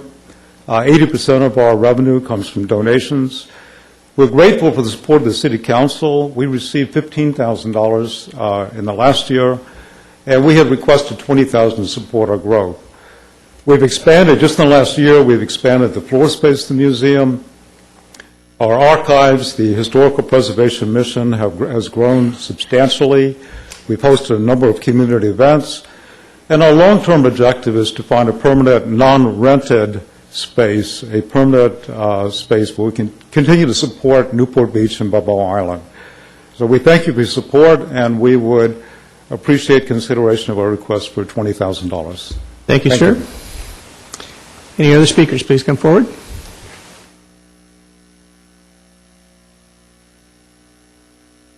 Good afternoon, Mayor and City Council. My name is Sally Molnar, and I'm a 25-year resident of Newport Beach, about 22 years in the Port Streets, and now I'm over in the Bluffs. And so for 22 of these years, I have been a volunteer for Susan G. Komen for the Cure. I was a founding board member. I've served in many capacities. I'm the finance chair for the Race for the Cure. And I want to reiterate what Lisa has already said to you, that what an important event this is in our community, the people that it brings here, the high quality of sponsors that we attract to support our race. In addition to just the event in itself, Susan G. Komen puts that money back into this community in the support of grants and helping women that are underinsured or uninsured. One of our grant recipients here in Orange County is the SOS Clinic. We provide life-saving screening for underserved women or women that fall through the cracks that don't meet our qualifications for state programs. Either they're under 40. So we're basically a very life-saving safety net in the community, and so every dollar that we can put back into those services as opposed to paying for police and ambulance is greatly appreciated. So I would also like to ask for your support in our full budget request of $20,000 for city services. Thank you. Thank you. Anybody else? All right, seeing none, I will close public comment. Thank you all for your participation today. We'll now go to the next item, which is public comment, including public comments on items on the closed agenda. Are we going to have, don't they, aren't we going to? I'm sorry. We were on such a roll there, too. Yeah, you were, but... Councilmember Gardner. I have two things. One is the proposed special events grant funding applications. I think that this was well done. We're not comparing apples and oranges here. We're comparing apples and concrete or something. I mean, there's such different kinds of events, and I know it's a very tough thing to try to compare the various missions and try to evaluate them and everything. So I would propose that we go with what staff has suggested. The other thing is, as far as the Balboa Island Historical Society, I had expressed my concern that it was simply a Balboa Island Historical Society, and when I met with them last year, I thought was going to see a new plan, and I'm sorry that we didn't see it this year. I thought that there was going to be more of an effort to make it a broader-based historical society, which I hope we will someday have something that reflects all of our city and not the island. So I'm disappointed in that. I know there's support for it. I won't make a big deal out of it, but I'm hoping that we get beyond Balboa Island at some point with this history. Thank you. Any other comments? All right, Mr. Petros. A quick question. On the special events, are these cash support, or are they a budget item for other services? Councilmember Petros, in the past, I think as Lisa Walter said, it was nebulous. We had, I think, a bad practice of, in some cases, just saying, well, we won't charge you for any of the police time or fire EMS time. This is cash support, but it's cash support that they could use to offset some of our expenses that we might charge them to have that operation here. In some cases, it's more than they need. In some cases, it's less than they need. If one of these events that didn't get funded came back and asked for a waiver of fees for example, police support, is that something that we should be talking about now, or can that happen at that time?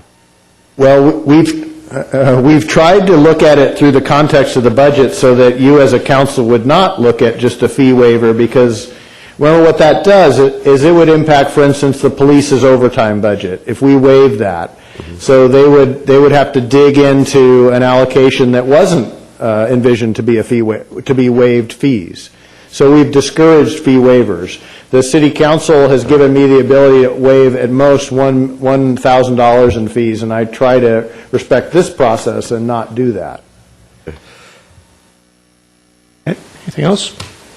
And, Mr. Mayor, so a recommendation, if you choose to accept it, would be to look at the checklist today and tell me if there are individual members that would have a problem supporting any of these items. I think Councilmember Daigle has noted that, and maybe Councilmember Gardner on the Balboa Island Historical Society.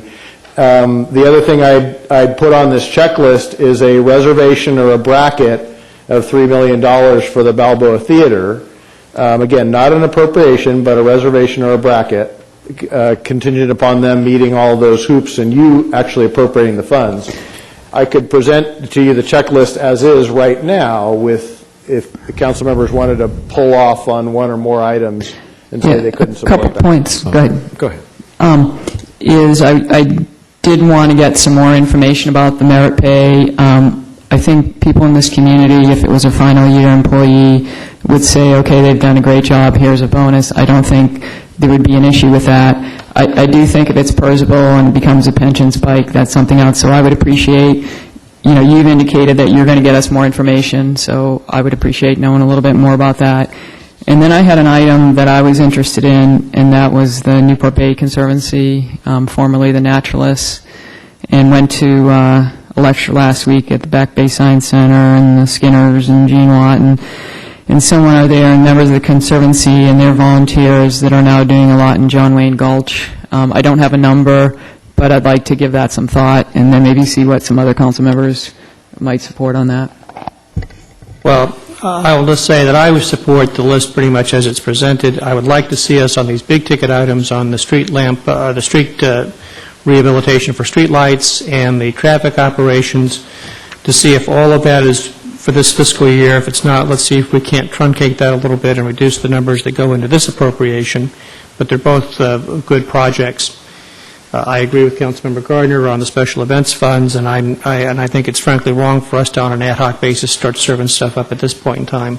So I'm not going to do that. Mr. Mayor. Mr. Selich. Yeah, I too am in support of the special events thing. I think you did a good job with an almost impossible situation with all of the different groups that apply for that. So I'm fine with that. And then the proposed budget checklist, I'm fine with that also. So I don't have any problems there. I'm generally fine with the list as presented. If Councilmember Daigle wants to suggest something the next time we meet after she's had a chance to think about it, about the Conservancy, I'd be willing to discuss it. You know, don't have an opinion right now until we see what's involved.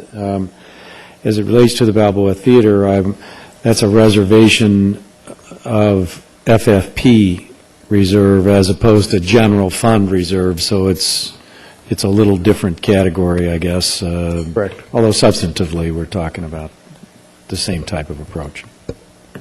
I would also move forward with this checklist. I would like to have you please consider the West Coast Highway completion, if that's something that you, or at least to appropriate it so that you are not in any way stalled if you should make some progress on this.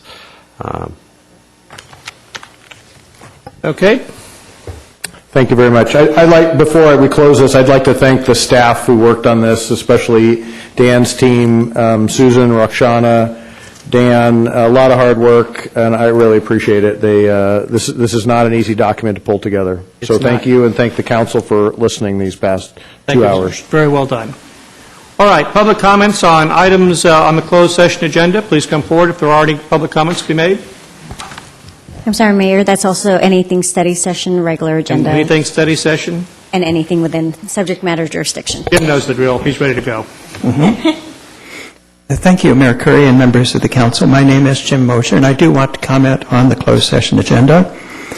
And I might start by noting that I reviewed the video of the last study session 2 weeks ago, and it concluded inadvertently, I am sure, without making the oral announcement that is required by the Brown Act, informing the public of what you planned to discuss in the closed session. And I would again like to point out that although the Brown Act does not require it, it would be very helpful, and I think good public policy, to include in that announcement, or even better on the written agenda, not just the category of exemption that allows you to discuss the matter in closed session, but also the what and why of the decision you need to make. I have to assume that the talented and well-informed public that we have here in Newport Beach could potentially offer useful information to you that would assist you in making your decisions, and it seems pointless to invite comments like mine when we don't know exactly what the issue is that you need to resolve. I also think it would be helpful to ask the staff to routinely and systematically inform the public of when the decisions that are made in the closed sessions result in some disclosable outcome. My understanding of the Brown Act is that the city attorney's report that there is, quote, no reportable action means only that there is nothing that can be reported at that exact moment, but it could become reportable the next day or the next week or the next month. But the public has no practical way of knowing that. And hence, we never hear the report. And I think we should. That's another thing we could do better. Thank you. Thank you, Mr. Mosher. Are there any other public comments? Does anyone have any announcements to make before we go into closed session? We'll be going into closed session to discuss the items listed on the regular agenda, which includes a discussion of real property negotiations related to the Girl Scouts of Orange County and labor negotiations. Okay. We are now adjourned until 7 o'clock.